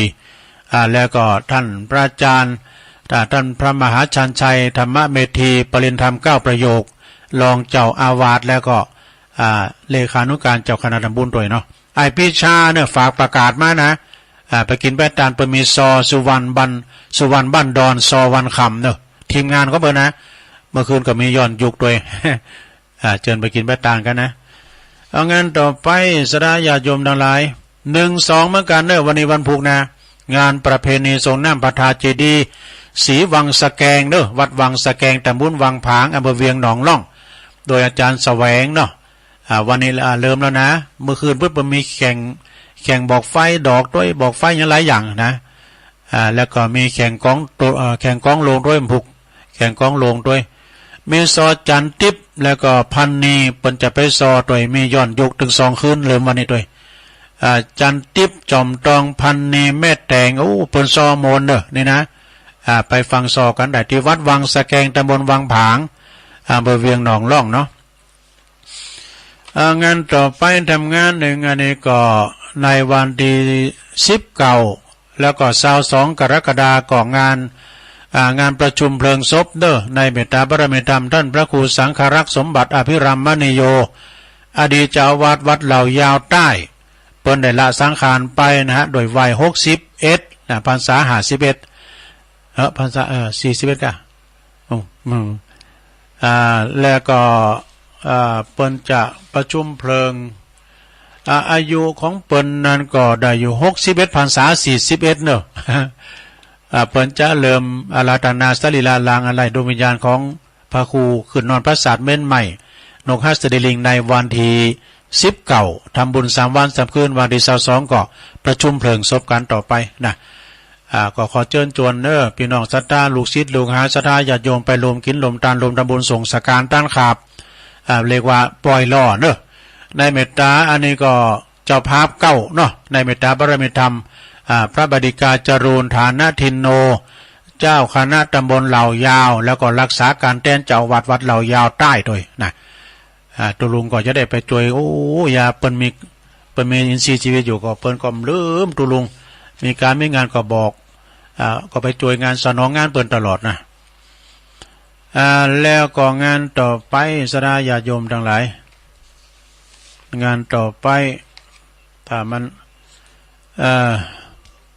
วันที่20ก็เนาะที่วัดปงรูตำบลนครเจดีย์ก็ส่งน้ำพระธาตุเจดีย์ด้วยนะพระอธิการถาวรถาวโรประธานอบต.เจ้าวาดด้วยนะวัดปงรูวันที่20เนาะกรกฎาแล้วก็วันนี้เหมือนกันเนอะสราญาโยมนะที่วัดเหล่าป่าตานตำบลช่างเครื่องอำเภอแม่แจ่มเปิ้นก็ตะว่ามาละนะวันที่30ตะว่านี่เปิ้นก็สวดมนต์ตันเจริญพระพุทธมนต์พุทธาภิเษกพระพุทธรูปเจ้าตอกสารเนอะครูบาอาจารย์ก็หลายที่จริงเปิ้นก็นิมนต์ตุลุงเหมือนกันนะแต่มันติดที่วัดกูงูลืนก็เลยอาจารย์เชื้อก็ไปแทนละซึ่งวันนี้เปิ้นจะไขตาพระเจ้าเนอะตอนนั้นเมื่อเจ้านี่นะครูบาอาจารย์ก่อนหนักก่อนหลายตัวเนาะก็ไปกินไปตางกันเนอะในเมตตาธรรมอาจารย์ท่านพระพระครูปลัดบดินทร์ศิลสังวโรอาจารย์เบิ้มนะเจ้าวาดเนาะฝากประกาศมาเนอะแล้วก็ต่อไปเนี่ยสดาญาโยมวัดสันเมืองเนอะวัดสันเมืองโดยเมตตาธรรมอาจารย์เจ้าวาดโดยแล้วก็พระอาจารย์เนนลักษณ์ปัญโยนันท์เปิ้นก็จะได้สร้างศาลาประดิษฐานพระเจ้าพระพุทธชินราชนะก็ซึ่งบัดนี้ก็เริ่มสร้างกันละเปิ้นก็ไปปิ้นจะภาพเสาศาลาเสาวิหารก็ตุนละ2,400นะเนาะอาจารย์เน้นหลักประกอบหับมาตุนในพระเจ้าหลวงบุญก็เปิ้นก็โทรหาเปิ้นได้เนอะตีวัดสันเมืองนะตำบลหนองหล่องอำเภอเวียงหนองล่องอาจารย์เน้นหลักเปิ้นก็มีคุณูปการกับสถานีเอาเวลาตุ้นน้ำได้มาตุ้นน้ำได้มาอาจารย์พระครูอภิวัฒนวิกรมก็เปิ้นมาเตนนี่กะนะจะไปหับเสาด้วยกันก็เจอเนอะติดต่อที่อาจารย์เน้นหลักปัญโยนันจะห้อมเล็กปูนหินดินทรายนะหรือว่าเมชั่นชิดก็เชิญกันได้เนอะที่วัดสันเมืองนะวัดสันเมือง ก็ข่าวสารงานบุญก่อมเพราะมีหลายแล้วเนาะสถานเนาะเพราะว่าไก่เข้าวัดสาแล้วนะงานบุญแต่ละตีแต่ละตางก็มีหลายจนมาถึงซ้อยละสุดซ้อยละนะวันนี้ก็ไปกินไปทานกันนำเด้อที่วัดปุ่นที่วัดหลายวัดเนาะแล้วก็ที่วัดกูงูลืนวันนี้ก็บ่มขึ้นแล้วนี่พี่น้องจากชลบุรีเอารถบัสมา3คันรถ3ลำรถบัสเปิ้นก็ตีนอนก่อนรุ่นเนาะไปตามรีสอร์ทพอง ไปบ้านเจนนกพองเนี่ยหลายตีหลายตางเนาะเปิ้นมากันหลายวันนี้ก็เปิ้นจะสืบจัดตาโลงด้วยเนาะที่วัดกูงูลืนเนาะพระสงฆ์ก็หลายโฮงตานก็มีนักเด้อแต่คือแล้วมีย้อนยุคนะมีย้อนยุคยอดฮิตนิเทศไทยแล้วคืนนี้ก็มิสเตอร์เจเปิ้นสลับซับเปลี่ยนกันว่า แล้วมีแห่อาจารย์ฟุ้งเขาด้วยนะโดยรอศิลป์เปิ้นมาแห่วันคำเนาะจากสมพรมิวสิกเครื่องเสียงก็ได้รับความเมตตาจากเอ็มซาวนะเจษฎาคำปัญญาตุปีเอ็มจากดงนิมิตนำดิบน้อยเอาเครื่องเสียงไปช่วยการช่วยงานเนาะเดี๋ยวจบรายการแล้วก็ตุลุงก็ไอ้ไก่ยังมาหับเนาะต่อไปจัดตักตังลายกับเนอสถานเนอะกำลังเปิดมือถือนี่นะจัดตักตังลายก่อนเอาขอความเขาตักตังลายก็ขอบคุณนะที่เปิดฟังก็อยู่ประเรียนธรรมประเรียนเอกวัดลาดตัวเนาะแล้วก็แม่ครูทองคำที่วงคำจากเสาหินสีโบบานอรุณสวัสดิ์เจ้าฟังอยู่เจ้าสาธุวันนี้ก็ยังมีบุญแดมวันหนึ่งโยมนวลนิชาวชาติแล้วก็โยมแม่สวรรค์แม่ทลบปุนะชัยปาการฟังอยู่แม่หลวงสายฝนจันกุณนะอันนี้น้องผ่าขาวเป็นน้องหลายปิ้งเด้อบุญเจ้าโหนตาลไปอยู่ก้าเนาะ กูงูลืนตำบุญเดียวกันโอ้ประหลวงมงคลมูลชีพเด้อประหลวงรวยหนาสอทอเนาะจากน้องเอิกไหวสาครับฟังอยู่เด้อกำลังใจตุลุงขอบคุณหลายๆเนาะอาจารย์สมุวิศวัตวรกิจโจโดยบรรจงกันทวงศ์พี่ใหญ่ใต้โหเนาะนำดิบเดอกับไหวสาตุลุงฟังอยู่เด้อแล้วก็บกก้างสันกำแพงนะแม่แดงอัมพรจากเต็นดอกไม้จอมตองโดยแม่ครูเกษณีตัวเนอะ แล้วก็มีโยมยุพินหอมมาลาปีน้อยตามแม่โยกหรือว่าบ้านนาสารกลางนะนาสารกลางนี่กรชัยน้อยนี่กรชัยน้อยนี่ก็อยู่น้องหลองเนี่ยไว้ซะครับรวมเป็นกำลังใจครับขอบคุณหลายๆนะอันนี้ตักตังลายสดาก็เวลาว่าโทมได้ก่อมติดอาจจะเขียนลายสาธุไหมก็ได้นะลุงหันก็ดูก็สาธุนะตักไปตังลายเนาะในวันนี้ก็ขอบคุณเด้อศรัทธาเจ้าปีในน้องศรัทธานาบุญ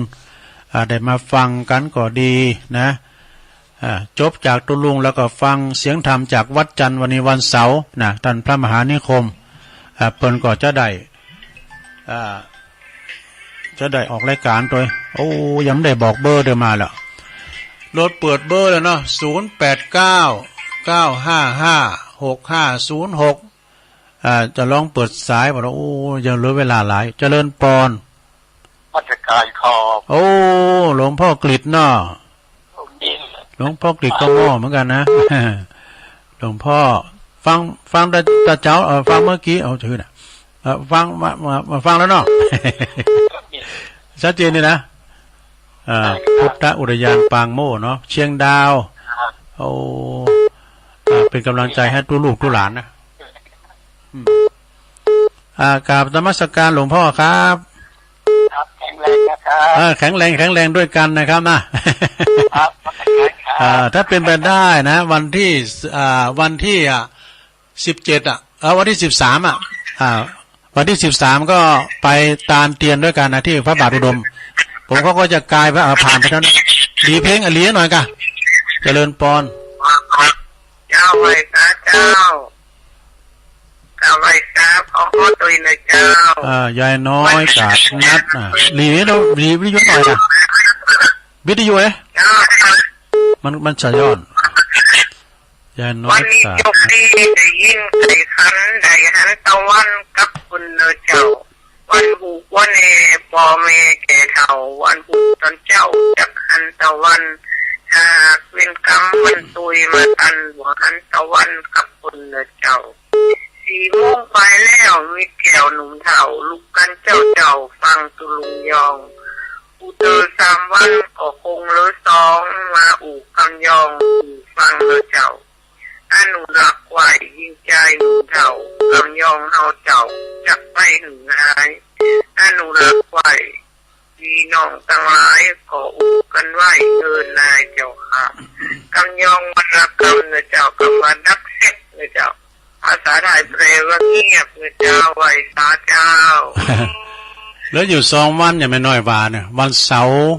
กับวันพัดเนี่ยวันศุกร์นี่ก็ตัวพี่เก่งเนอะวันศพหานเนาะอันนี้แบ่งเบาภาระกันไปนะเจริญปอนครับไว้สาครับปอนน้อยบุญปั่นมาแล้วพี่น้องฝางต้องอยู่เนอะเป็นกำลังใจพี่ลุงเนอะขอบคุณหลายๆเนอะปอนน้อยไว้สาครับผมฟังหาพี่ลุงอยู่วันที่13พักกันเนอะปอนน้อยเนาะครับผมวันที่13พักกันแน่นอน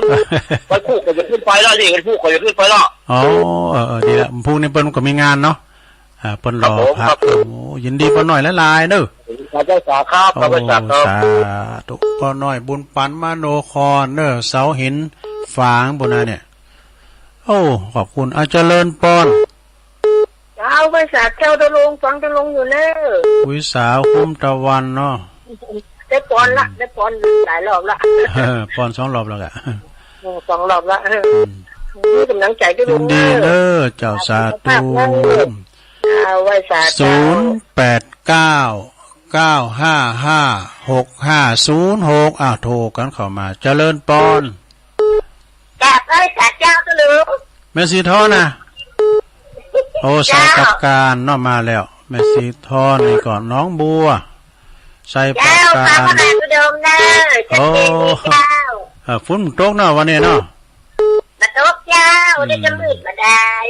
ตอนนี้ก็เหมือนกันยินดีขอบคุณรักษาสาธุ0899556506เจริญปอน ยาวไว้สาเจ้าตุลุงอ๋อแม่เอื้องไพรชัยยองเนาะเจ้าตุลุงมาทวนความจำนี่ก็ดีกันเนาะนั่นกะของเปิ้นได้ไปวัดมันขี้ลืมนะลุงนั่นกะมันลืมแต่ลืมหมามันอย่างลืมบอกงูเลยนะเที่ยวเข้าเที่ยวออกแอดนะลืมนะกันเจ้าตุลุงยังลืมน่ะเต้นได้ว่าได้ประกาศทางสถานีก็บ่โตมันล่ำไปแล้วว่าอีตังพุ่นแล้วนี่ก็พี่ยังลืมแล้วยังโหมันได้มันลืมได้กันนั่นนะจึงได้จะเหมือนกันรถกะหากะบ่โตได้น่าลืมหลังอ่ะได้ลืมหลังแล้วตุลุงมาทวนความจำนี่ก็ดีเนาะเจ้ากันเนาะเอากูสาวเนาะแม่เนาะเจ้าไว้สาเจ้าดีเนอเจ้าสาธุแม่เอื้องไพรชัยยองนะเปิ้นอยู่ปุ้นอยู่อันดงฤาษีบ้านหงเจริญปอนไว้สาเจ้าตุลุงจ้าแม่อยู่ทั้งใดถึงเสียงเบาเด้อไม่ติมเจ้าแม่ติมอ่ะแม่ติมอุโมงค์กะเจ้าแม่ติมอุโมงค์ดูละปูนเมื่อน้ำได้อย่างท่านเนาะเขตติดต่อกับบ้านปากก้องแม่บุญโดนก็เนาะเจ้าเป็นหลักดีกะแล้วนี่ได้ยินข่าวว่าท่านสบายอีกค่ะตุลุงผมสบายกำนึงกะไปเข้าห้องยาเลยยอมไปหน่อยนะไปตกใจในกะหันน่ะจาก73น่ะมาเลย60เก่าพอเตี้ยวมอนี่หอมเดียวมืดอัดดูสบายดีเนาะสบายดีแล้วเนี่ยกินยาไปกะเนาะประคับประคองสังขารไว้เนาะถาดขันเฮายินดีแม่ติมเน้อเจ้าสาธุไปละเน้อยานะเปิ้นตกมาให้กินก็กินไปตุลุงก็เจอฟังกำหมอน่ะตุลุงอย่าไปกินน้ำปูนะมันผิดน้ำปูนะไงของหมักแต่นี่เนาะเจริญปอนนมัสการเจ้ารีบรอรีบโกยรีบทอรีบทาให้กระลับกระว่ายสายบัวจะเน่าแม่จันสมเจ้าไปจะแทนมาละต่อตาละเจ้าไปหาแม่กะหาแม่7 วันหลังกาดแม่สาวเนาะไปดีดีแล้ว90ปลายแล้วเนาะเจ้า100ปีนี้แล้วเจ้าอายุมันยืนยาวเจ้าแต่สุขภาพก็แข็งแรงดีเนาะดีกะช่วยเหลือตัวเองได้ทุกอย่างบุญเปิ้นบุญเก่าเปิ้นแต่เนาะเจ้ากำลังใจตุลุงเด้อฟังตุลุงมาถามมายินดีเด้อเจ้าสาธุเอามาแถม0899556506เจริญปอนมาจากไหนต่อหน่วยนานทหารเก่าพี่นานมาแล้วครับหายไหนตาไปมื้อนี้ผมคิดว่าละกิจนะครับธุรกิจนะแต่ปิ้นปลาโลงนี่นะเนาะปิ้นปลาโลงแล้วนี่ปิ้นปลาโลงแล้วช้าๆเฮาต้องหลายมาประชุมกันนู่นอย่างนั้นเก่าสิทางซ้ายเนาะขอมากันหลายๆนู่นมาประชุมกันนี่ที่บ้านปลาโลงเลยยินดีเด้อขอบคุณอะไรเนี่ยพี่นานเด้อปลาโลงตัวนะแล้วก็อื่นไปทางงานแม่ลอยเนาะแม่ซ้ำลอยเขาปอมะลิเขาเน้อฟังกันอยู่ก่อไปทางปุณาปีนานเขาเนาะต่างๆก็ฟังกันหลายนะโพสกับแม่ครูลาวันเขาโพสปั่นแป่นปุณาแม่ครูเขาเนี่ยเจริญปอนไว้สาครับทุกที่ตามฟังเน้อตั้งแต่ฝาสวดฝาห้องฟังเทศฟังธรรมเอาเลยปั้นปนันประเสริฐเนาะวันดีสัตว์เป็นดีครับนาน้อยนาแดงผมได้ยินดีวันผมเคยไปลองทำมุ้นรอเจนนี่ธนาคารของอาจารย์สมชาติอันเดียวกันอาจารย์สมชาติตอนฟังรายการเปิดเนอะอาจารย์สมชาติตอนฟังกันไปแล้วก็โอนมาน่ะมาถึงเลยครับมันพาแผลไปแจ้งว่าออนไลน์มานะกะทำฟังทันมาหาเนาะโฆษณาแผ่นสปอร์ตก็ตึงบอกแล้วดีแล้วขอบคุณบนานนางๆเด้อตัวแทนพี่น้องเมืองนานสาธุสาธุ สาธุ เ นี่ตัวแทนพี่น้องเมืองนานเนอะปอนั้นประเสริฐนาน้อยนาแดงเจริญปอนไปสาธุลุงโอ้ปอบุญตันพกศูนย์ผู้ใหญ่คือตุลุงเคารพนับถืออังเจ้าอะไรมันถึงป่าไล่เนาะ3หยอดตื่นเจ้าลุงเอ้ยหลับอากาศมันตื่นเจ้าตื่นนั่นต้องเป็นล่ำเป็นนอนเนาะครับขอบคุณปอบุญตันนักเด้อครับกับประชาชนเด้ออันนี้ก็อยู่เปิ้นอยู่จะได้3หยอดเนี่ยเนอะตำบลอันเลินเนาะเจริญปอนน้อยที่การเจ้าดูยายพรเนาะหล่องวัวแดงฟังเจ้าแล้วเนาะฟังไปติ๊กเนี่ยยินดีเนอะฮะไฟหลานเปิ้นเน็ตเปิ้นแบบนี้หลานทางเบาตู้น้องเลยอ่ะดีแล้วแล้วเปิ้นว่าเขาจะมาชงเดี๋ยวเปิ้นมาส่งก็ดีแล้วกะส่งก็ดีแล้วเนาะเปิ้นจะมาชงเจอไปเลยเนี่ยเปิ้นว่ารอหากะรอหาเจ้ายินดียายพรเจริญปอนพระเจ้าตุลุงไม่จะรู้นะโอ้แม่จรูนนี่ก็มึนนะแกนะปกปิ้งเมืองท่านสบายดีเนาะธรรมดาภาพธรรมดาภาพเนาะธรรมดาพระบุญก็สบายดีเนาะเจ้าก็อันนั้นเนาะอย่างท่านว่านะคะกินยาไปติ๊กๆทางรักษาถาดกันไว้ดีๆเนาะแม่จรูนก็เหมือนกันโอ้เหมือนกันอยู่ดีมีสุขนะแม่เด้อสาธุปาหาพวกนั้นนะแม่จรูนปกปิงเมืองนะเจริญปอนไหวสาธุลุงยินดีมีสุขเนอะเจริญปอนเนอะอยู่ดีมีสุขสาธุ089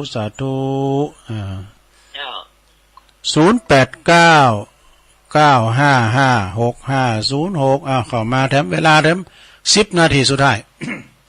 สายขึ้นเหมือนกันเด้อเดี๋ยวนี้ใครห่างบ่ล่ะ แต่ขึ้นแล้วนี่ก็ในเมตตาธรรมอาจารย์พระอธิการทิติวัฒน์ทิตเมธีตุปีบีโบเปิ้นได้เป็นตุนเมตตาได้โยงขันโลงดูโอ้เสียงเปิ้นดีแต่ในแม่สีเด้อแม่บุญศรีสร้างเลงนะตัวเจ้าเฮานี่นะได้เป็นนักเทศตัวโอ้วันอ่อนมาเพิ่งเป็นนักเทศอ่ะเปิ้นโอกาสอันเนี้ยนะโอกาสขันโลงโยงขันโลงตัวเจ้าขึ้นแล้วก็หลายตุนหลายก่อเนาะปลุงก็มาสุดท้ายประมดอ่ะมา10 โมงปลายถึงวัดเอาทำสาย1เจริญปอนใส่กาเจ้าจะเป็นบันกอกเจ้าจันสีบันกอกมาแล้วเนาะโดนบันนิดเจ้าเลยอ่ะได้2 ชุดเลยบ้านมะกอกดีใจอ่ะดีใจอาจารย์หายก็ดีใจก็เขาก็จะไปประมาทนะเราก็รักษาประมาทไม่ได้เลยอ่ะให้กินยาไปประมาทอ่ะหมอก็บอกแล้วไปกินน้ำปูนะทุกกินนี่เป็นหนอนอ่ะเป็นยังไงมาถามน้ำปูเป็นยังไงว่าจะไปกินลาบนะทุกเนี่ยวันละแกเนอะยินดีจะยินดีเนอะจันสีเจ้าสาธุ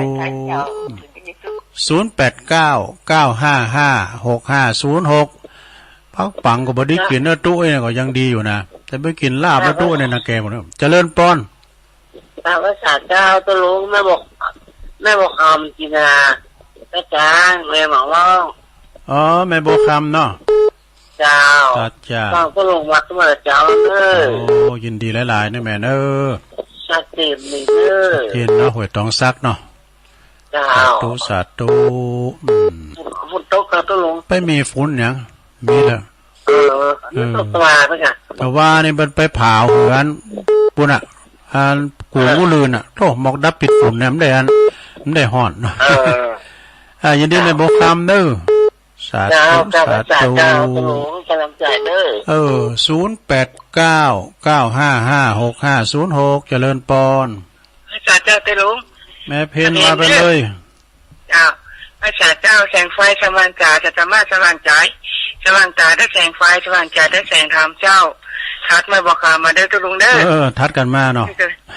เด้อกำลังจ่ายตัวลุงเด้อยินดีแล้วล่ะไม่งั้นก็เป็นสะพานปูนเด้อไล่โจทย์เทื่อทำมาหาธรรมชาตินะจ๊ะดีแล้วนะทำบุญไปเนาะชัดเจนที่กำลังจ่ายจ้ะคนสู้ชีวิตเข้ามาแถมสายหนึ่งได้อยู่ก็ไผจะห้อมกินห้อมตาลนะก็สะพานบุญก็จะมีหลายตีวันนั้นลงไปงานประเพณีที่วัดตุนพึ่งแม่สีเขาไหนแม่สีแม่บุญศรีสร้างเหล่งกันห่อมาปั้นปลายกันลูกเอาหมอเผื่อทันประคูมั้งอะเจริญปอนไว้สาครับลุงปนันปั้นมาแล้วปนันปั้นมีชูแข็งแรงแม่ลุงอินมากฟังเจ้ามาแล้วครับฟังเจ้าแล้วเนาะครับทำปานสูตรที่ปานสูตรแบบฉบับกล่อมเนาะเจ้าของจะพาเปิ้นนั้นเจ้าจงเอาทำนี่ปานสูตรด้วยโหตัวหมูเฮาไก่เนาะมันเต็ดหมอบ่ยังเต็ดหมอบ่มาไล่โผล่ใกล้ขอบคุณปนนั้นหลายๆเด้อปนนั้นปั้นนี่เปิ้นอยู่ท่าดอนใจเป็นปอจานวัดน่ะรู้เปิ้นเป็นพระครูก่อนเด้อเจ้าคณะตำบุญก่อนเด้อท่าดอนใจแถมนั้นลูกหลานบ่เจริญปอนให้เจ้าตุลงฟังอยู่นะเจ้าแม่สายทองเนาะก็เป็นนี่เจ้าแม่สายทองเจ้าห้วยก้านเนาะโมทนาบุญตุลงเด้อแต่ตุ้เจ้าดีหลายๆสายไต่ก็มาแล้วเนอะสายไต่ก็มาหลายสายละเมืองฝางก็มาแล้วแม่อายก็มาแล้วแม่สีโนนสีจุ้งก็บ่เราฟังพี่น้องเวียงหวายแล้วฟังกันเจริญป้อนใบซาตัวลุงมาแล้วพาพิงมาเลยทันทีแม่บุญศรีสร้างเล็งเล่นรับลูกตื่นแล้วตัวเลยพินยังรับดีกว่าดีแล้วคุณมันโตกรับดีนะลุงเนาะพอดีแล้วรับดีมันดูกับใต้อันนั้นไปไหนมองสแกงได้มาจ้ะไปหมู่กะไปบอกสแกงไปกะไปแหวงบนในมือไปหมดแล้วป้าก็เป็นนังสอนหมดยินดีแม่บุญศรีเนอะตุนพึ่งอายุนะไปเล่งโง่แล้วเนี่ยอายุอะเล่งโง่แล้วเนี่ยลุกเอาโง่มาเล่งแล้วตัวเนี่ยลำเด็ดฟังตูไปแล้วเนี่ยเจริญปอนข้าพเจ้าเจ้าตุลงฟังอยู่ในเจ้าแม่ยังแม่สมศรีนันทรามแม่สมศรีนันตารามเนาะตายเนี่ยให้ไหวตั้งตัวคันใดไว้วันน่ะเจ้าพี่ยังอยู่ที่ไม่สุกเนาะวันนั้นรู้ว่าตุ้ลุงเสือดุงน่ะพี่ถอยแวดตึงเยอะอยู่ที่ไม่สุกรู้ว่าตุ้ลุงเสือดุงตุ้พี่ถอยแวดตึงนะครับยมฟังตุ้ลุงค่อยหัวเจ้ายมดีๆเด้อนันทรามฟางเนาะน้ำสายนะสุดท้าย075เจริญปอนเจริญพระสาพระคุณเจ้าหลวงพ่อมานี่นะบัดได้อันนี้มาจากน้ำตกแม่กลางน้ำตกแม่กลางปนนั้นยังนี่ปนนั้นยังพ่อครูประสิทธิ์พ่อครูเนาะพ่อครูประสิทธิ์ได้ยินอาจารย์เชื้อว่าวันนั้นแล้วเนาะนั่นน่ะพ่อครูสินแม่สีเคยอยู่ป้อนเจอป้อนหนานเจียพ่อครูเนี่ยอยู่วัดน้ำตองนี่แหละนั่นกันอาจารย์เชื่อได้เป็นทำมานั่นแหละนั่นแหละว่ารู้สึกว่าชัดเจนในวันนี้เนาะขอบคุณพระครูที่วันฟังเนาะที่โทรมานะเนาะเพราะว่าชอบมันตื่นเจ้าเนาะตื่นในสีแล้วฟังเนี่ยตื่นเจ้ามามันใจเยอะเนาะก็ฟังบ้างกันเนาะพระครูสบายดีเนาะนั่นแหละมันตามวัยเนาะน้ำตกแม่กลางอ่ะเนาะครับพระสาเด้อพระครูเนอะครับสาธุโตพระครูประสิทธิ์เนอะนำตกแม่กลางนะเอาละสัทธาเอาให้ได้อีกก่อนเนาะเดี๋ยว2สายนะจบติพระครูประสิทธิ์นำตกแม่กลางเนาะถ้าว่าเปิ้นโทรมาที่มันติดก็ดีขอสุมาด้วยเนอะสายมันหลายลงไปผู้ก็โทรมาแถมที่ทางอาจารย์ท่านพระครูวรธรรมมานาฏวันติดเนาะโทนสายกับหลวงพ่อกฤษนะพุทธอุทยานปางโม่เชียงดาวแม่น้อยกาดนัดเนอบ้านดอนหลงแล้วก็ปน้อยบุญปันมโนครเสาหินฝางเนอ วิสาวคุ้มตะวันแม่สีทรหนองบัวชัยประการแม่เอื้องไพรชัยยองดุงฤาษีเนอะแม่ติ๋มจากอุโมงค์เขตติดต่อกับบ้านกองปากกอง สารปีแม่จันสมมานีจากหลังกาดแม่สาวแม่อายเนอะแล้วก็ปนนานน้อยนานทหารเก่าปะโลงไปเรื่องขอไปน้องมาเอาประชุมมาด้วยปนนั้นประเสริฐเนาะนาน้อยนาแดงตัวแทนจากจังหวัดน่านปอบุญตันป่าไล่จากบ้านจุดีสามยอดเนอะตำบลบ้านเลินป่าสร้างบุนะยายพรล่องวัวแดงสันกำแป้งเชียงใหม่แม่จรูนเนอะแม่จรูนปกปิงเมืองนะป่าหามปุ่นทางงานเชียงใหม่นะแล้วคุณเถ่าโบกก้างแม่จันสีบ้านมะกอกแม่บัวคำจีนาจากตาจ้างเนอะแม่เพนขาวเตี้ยคนสู้ชีวิตปนานปั้นอินมาดปอาจารย์เฮาเนาะจากท่าดอนใจแม่ท่าพูนะแม่สายทองธัญแก้วตัวแทนพี่น้องห้วยการแม่บุญศรีสางเล็งจากตุนพึ่งน้องหล่องแล้วก็แม่สมศรีนันทารามฝางสุดท้ายเบอร์ที่22ปอครูประสิทธิ์เนอะนำตกแม่กลางเนอะขอบคุณปอครูที่โทรมาเนาะตุลุงทำใจเวลามา2 ชั่วโมงก็ครบพอดีตุลุงก่อนจะนำรายการจากลาสถาไปก่อนเนอะวันพัดหน้าคอยฟังกันวันเสาร์แถมแรงบึ้มได้เข้าเนอะขออนุญาตก่อนเนอะขอขึ้นเวลาเสาร์คำเพื่อนน่ะเพราะว่าตุลุงก็จะติดอยู่ในงานเนาะขึ้นละปิกมาก็พอ3 ทุ่มปลาย4 ทุ่มปลายแต่บึ้ก็ขึ้นเวลาเนอะมันแรงบึ้มาคำ6 โมงถึง2 ทุ่มนี่ก็ขอแปะไว้ก่อนเนาะ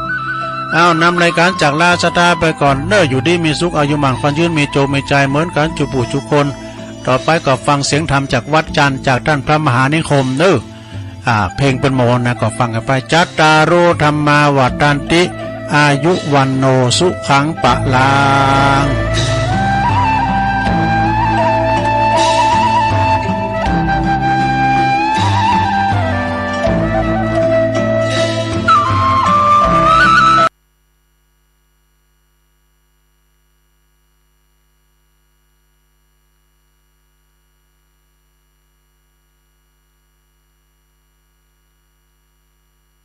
ตัสสะภะคะวะโตอะระหะโต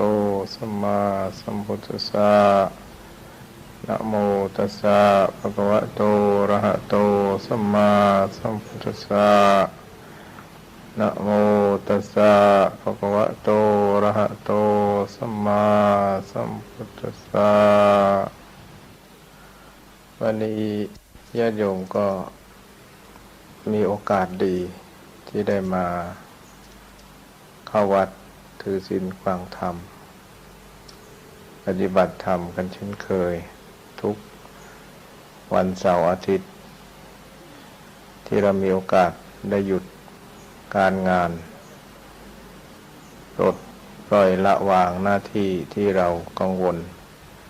ซึ่งเป็นเวลาที่ควรจะได้มาพักผ่อนหย่อนใจของเราให้เกิดความสบายใจความกังวลเป็นโรคชนิดหนึ่งความกังวลเป็นโรคชนิดที่เริ่มต้นจากระบบประสาทที่ครุ่นคิดกังวลจนนอนไม่หลับกังวลจนไม่เป็นอันกินกังวลจนไม่เป็นอันหลับอันนอนโรคนี้เราอยู่ในลักษณะกังวลมากที่สุดทุกวันนี้สังคมวุ่นวายมากก็จะมีโรคกังวลเข้ามาแทรกซ้อนในอารมณ์ของทุกคนไม่มากก็น้อยแต่ส่วนมากจะมากกว่าน้อยยิ่งคนเราไม่มีโอกาสได้ฝึกสมาธิไม่มีโอกาสได้ฝึกธรรมะก็จะเป็นโรคกังวลมากที่สุดมันกังวลบ้างตั้งแต่เล็กแต่น้อยแล้วแต่เราไม่รู้จักตัวเหตุของมันเองเราก็ไม่รู้จักทุกข์ที่เกิดกังวลเองเราก็ไม่สามารถที่จะตัดอารมณ์อันนี้เมื่อกังวลมากๆขึ้นก็กลายเป็นโรคนอนไม่หลับสะดุ้งหวาดผวาแล้วก็กลายเป็นโรคประสาทมาทีละน้อยจนเป็นจิตหลอนเมื่อจิตร้อนแล้วก็ร้อนใครร้อนใจตัวเองอันนี้ เรามาวัดเราต้องการละความกังวลไม่ให้จิตใจของเรานี่ฟุ้งซ่านวุ่นวายถูกความกังวลครอบงำจึงกลายเป็นอารมณ์ที่เศร้าหมองขุ่นมัวจิตไม่ประภัสสอนจิตไม่แจ่มใสจิตไม่เบิกบานจิตไม่รื่นเริงบันเทิงใจเพราะถูกความกังวลครอบงำมันกังวลตั้งแต่วันแรกคนเราที่มีครอบครัวที่มีการงานมีหน้าที่บางคนอยู่ด้วยกันเนี่ยก็ย่อมกังวลให้กันสามีภรรยาก็กังวลต่อสามีก็กังวลต่อภรรยาพ่อแม่ก็กังวลต่อลูกก็กังวลต่อเพื่อนฝูงต่อไปความกังวลนี้มากขึ้นจนเป็นการยึดติดแน่นเหนียวเป็นอุปาทานยึดมั่นถือมั่นเป็นอันเดียวอันหนึ่งไม่เคยจะแยกสัญญาความรู้สึกอันนี้ออกไปจากใจได้กังวลว่าเขาจะมาบ้านไหมเนาะเขากลับค่ำไปเราก็จะเงอมองหรือว่าถ้าลูกเรากลับโรงเรียนผิดเวลาเราก็จะเงอมองว่าลูกเราไปที่ไหนยิ่งไม่กลับบ้านยิ่งมาดึกดื่นนั่นยิ่งกังวลมากกังวลจึงกินไม่ได้นอนไม่หลับแต่เราไม่ได้ศึกษาใจเราก็ไม่รู้ว่าอะไรมันทำให้เรากังวลเป็นทุกข์แต่คนที่จะดับได้นะไม่มีทางอื่นนอกจากว่าเข้ามาหาความสงบถ้าเรายังเกิดหมุนเวียนอยู่อย่างนี้ตลอดไปชีวิตนี้เราจะไม่พบหรอกความดับความกังวลคนที่จะดับได้สิ่งอันนี้ตัดได้คือพวกนักธรรมะพวกนักปฏิบัติธรรมพวกที่รู้จักจิตตัวเองพวกที่รู้จักใจตัวเองพวกที่รู้จักความกังวลมันเกิดจากอะไรแล้วก็ไปแก้ไขดับความกังวลอันนั้นนั่นแหละจึงจะพบความสุขที่แท้จริงฉะนั้นเรื่องนี้มีกันทุกคนที่เราจะไปไหนเนี่ยตลอดคืนจริงๆเรานอนไม่หลับจริงเราจะต้องทำนั่นจะต้องทำนี่กลัวจะเป็นอย่างนั้นกลัวจะบกพร่องกลัวจะไม่ตรงตามที่เราต้องการแต่ความเป็นจริงงานนั้นไม่มีมากอะไรหรอกมันมีนิดเดียวแต่เรากังวลมากกว่านั้นเหมือนงานปีใหม่เนี่ยที่จริงไม่มีอะไรเลยพอพ้นไป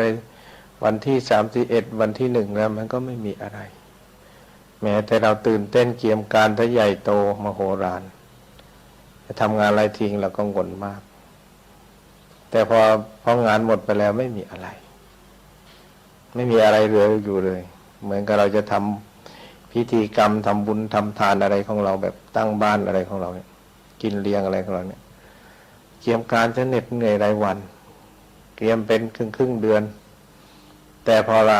เสร็จพิธีแล้วนิดเดียวแค่ไม่กี่ชั่วโมงเลิกกันแล้วเหมือนใครจะผู้หลักผู้ใหญ่จะมาสักคนเนี่ยเราเตรียมการต้อนรับกันซะอย่างใหญ่โตเข้ามาแค่ชั่วโมง2 ชั่วโมงก็กลับไปแล้วไม่มีอะไรแต่เราสิจิตเป็นนายกายเป็นเบามันสั่งให้จิตเนี่ยปรุงแต่งคิดนึกเสียจนกังวลมากมายที่โบราณท่านรู้เห็นสิ่งพวกนี้ว่าจิตมันเป็นนายกายมันเป็นเบาเจ้ากายนี่หรือเป็นธาตุรับใช้ที่ดีมาตลอดเป็นธาตุรับใช้ของจิตที่ดีมาตลอดซึ่งจิตจะใช้อะไรมันก็ทำจิตทั้งที่มันมีเพียงเจตสิกมีเพียงสังขารมีเพียงวิญญาณมันเป็นเพียงตัวปรุงแต่งคิดนึกถ้าจะไปจับเอาตัวตนมันมามันไม่มีตัวตนไม่มีแขนไม่มีขาไม่มีหน้าไม่มีตาไม่มีเอวไม่มีไหล่ไม่มีแสงไม่มีสีไม่มีรูปลักษณะมันเป็นเพียงนามธรรมเป็นตัวสติ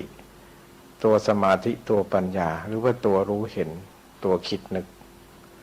แต่ว่ามันมีพลังมีอิทธิพลที่จะใช้คนเราให้โง่ได้ให้ฉลาดได้ให้ทำบุญได้ให้ทำบาปได้ทำดีก็ได้ทำชั่วก็ได้ให้เหน็ดเหนื่อยเมื่อยเท่าไหร่มันก็ใช้เท่าจิตนั้นมันต้องการ ถ้าจิตนั้นมันเกิดความโลภมันก็พยายามที่จะวิ่งหาพยายามที่จะแสวงหาใช้ให้กายที่เป็นเบาเนี่ยให้ไปเอาเมื่อค่ำดึกดื่นมันก็ใช้ให้ทำถ้าเจ้านายต้องการเสียแล้วถ้าจิตที่เป็นนายมันต้องการแต่มันใช้ไม่มีเวลาหยุดบางทีมันใช้ให้เราทำงานค่อนคืนเที่ยงคืนมันก็ต้องใช้ถ้าไม่เสร็จงานแล้วมันก็ไปไม่ได้นอนไม่ได้กังวลกายมาตกอารมณ์นี้อีกแล้วแต่เจ้านายมันไม่ยอมมันจะต้องใช้ทุกวันใช้ทุกคืนใช้ทุกเวลาที่มันต้องการอะไรของมันสมมติมันหิวข้าวมันอยากจะกินอาหารอร่อยใกล้ไกลมันก็ไปถ้ามันต้องการมันก็จะต้องไปหาสิ่งนั้นเอามาให้เบาจะต้องไปหามาให้นายแต่ความเป็นจริงตัวจิตนั้นไม่มีอะไรเลยมันไม่ได้กินด้วยเลยมันไม่ได้กินไม่ได้นอนไม่ได้เดินมันไม่ได้มีทุกข์อะไรด้วยเลยแต่ว่ามันเป็นตัวต้องการตัวตั้งความปรารถนาอย่างรุนแรงแต่พอได้มามันก็แค่นั้นเองมันก็ไม่ใช่ได้ขอบอกขอบใจอะไรเรามากหรอกมันก็ดีใจเดี๋ยวมันก็ต้องการสิ่งอื่นมาแทนทดเธออีกเหมือนกับคนกินเหล้าแล้วกินเมาเข้าไปแล้วมันอยากทนไม่ได้จนมือไม้สั่นแต่พอกินเข้าไปแล้วมันก็แค่นั้นเองไม่มีความสุขอะไรขึ้นมาแต่พอมันบกพร่องขาดไปมันก็เรียกร้องต้องการอีกไอ้เจ้าจิตมันต้องการมันก็ใช้ให้เบาเนี่ยไปเอามากินแล้วเจ้าเบาก็รับทุกข์แทนเมาหัวปากหัวปั๊มเซไปเซมาแต่เจ้าจิตนั้นไม่ได้เป็นทุกข์อะไรด้วยแต่เจ้ากายเจ้าเบานั้นเป็นทุกข์มากเหมือนกับสูบบุหรี่ก็เช่นเดียวกันความเป็นจริงจิตมันต้องการให้ร่างกายก็ไปแสวงหามาพอดมสูดเข้าไปมันก็ไม่มีอะไรมีแต่กลิ่นมีแต่ควัน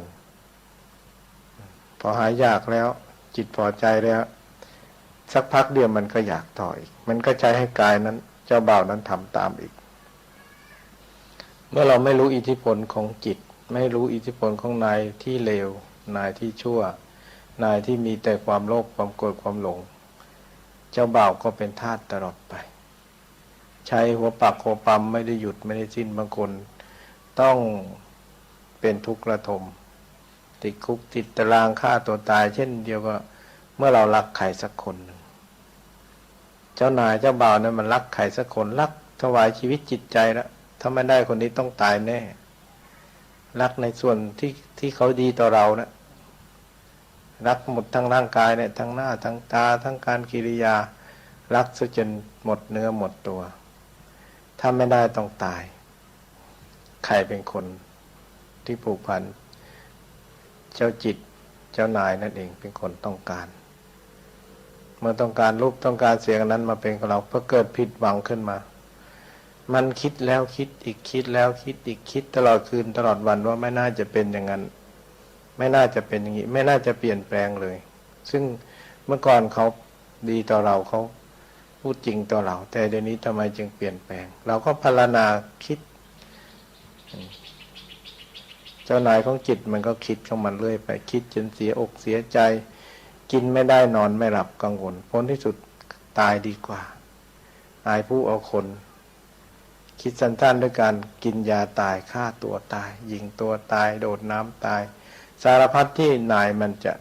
ผิดหวังนายมันเป็นผู้พ่ายแพ้แล้วมันก็ใช้ให้กายเนี่ยเจ้าเบาเนี่ยทำผิดโดยการทำลายกายไปเนี่ยให้แตกดับจึงทนไม่ได้ถึงกับเจ็บปวดกินยาเข้าไปลำไส้มันจะอยู่ได้อะไรมันก็ถูกกัดผลที่สุดก็ต้องตายฆ่าตัวตายกินยาตายนี่เขาเรียกว่าจิตเป็นนายกายเป็นเบาคนเราเมื่อไม่ได้เรียนรู้ว่านายเป็นอย่างไรเบาเป็นอย่างไรเราก็ไม่แจ้งจิตถ้าเราเรียนรู้ว่าไอ้นิสัยของนายเนี่ยมันเป็นอย่างไรไอ้นิสัยของนายเนี่ยมันนิสัยไม่ดีหรือนิสัยมันดีมันชอบใช้ให้ทำผิดหรือเปล่าถ้ามันชอบใช้ทำผิดเราก็จงรู้จักนิสัยนายให้ดีคอยแก้ไขนาย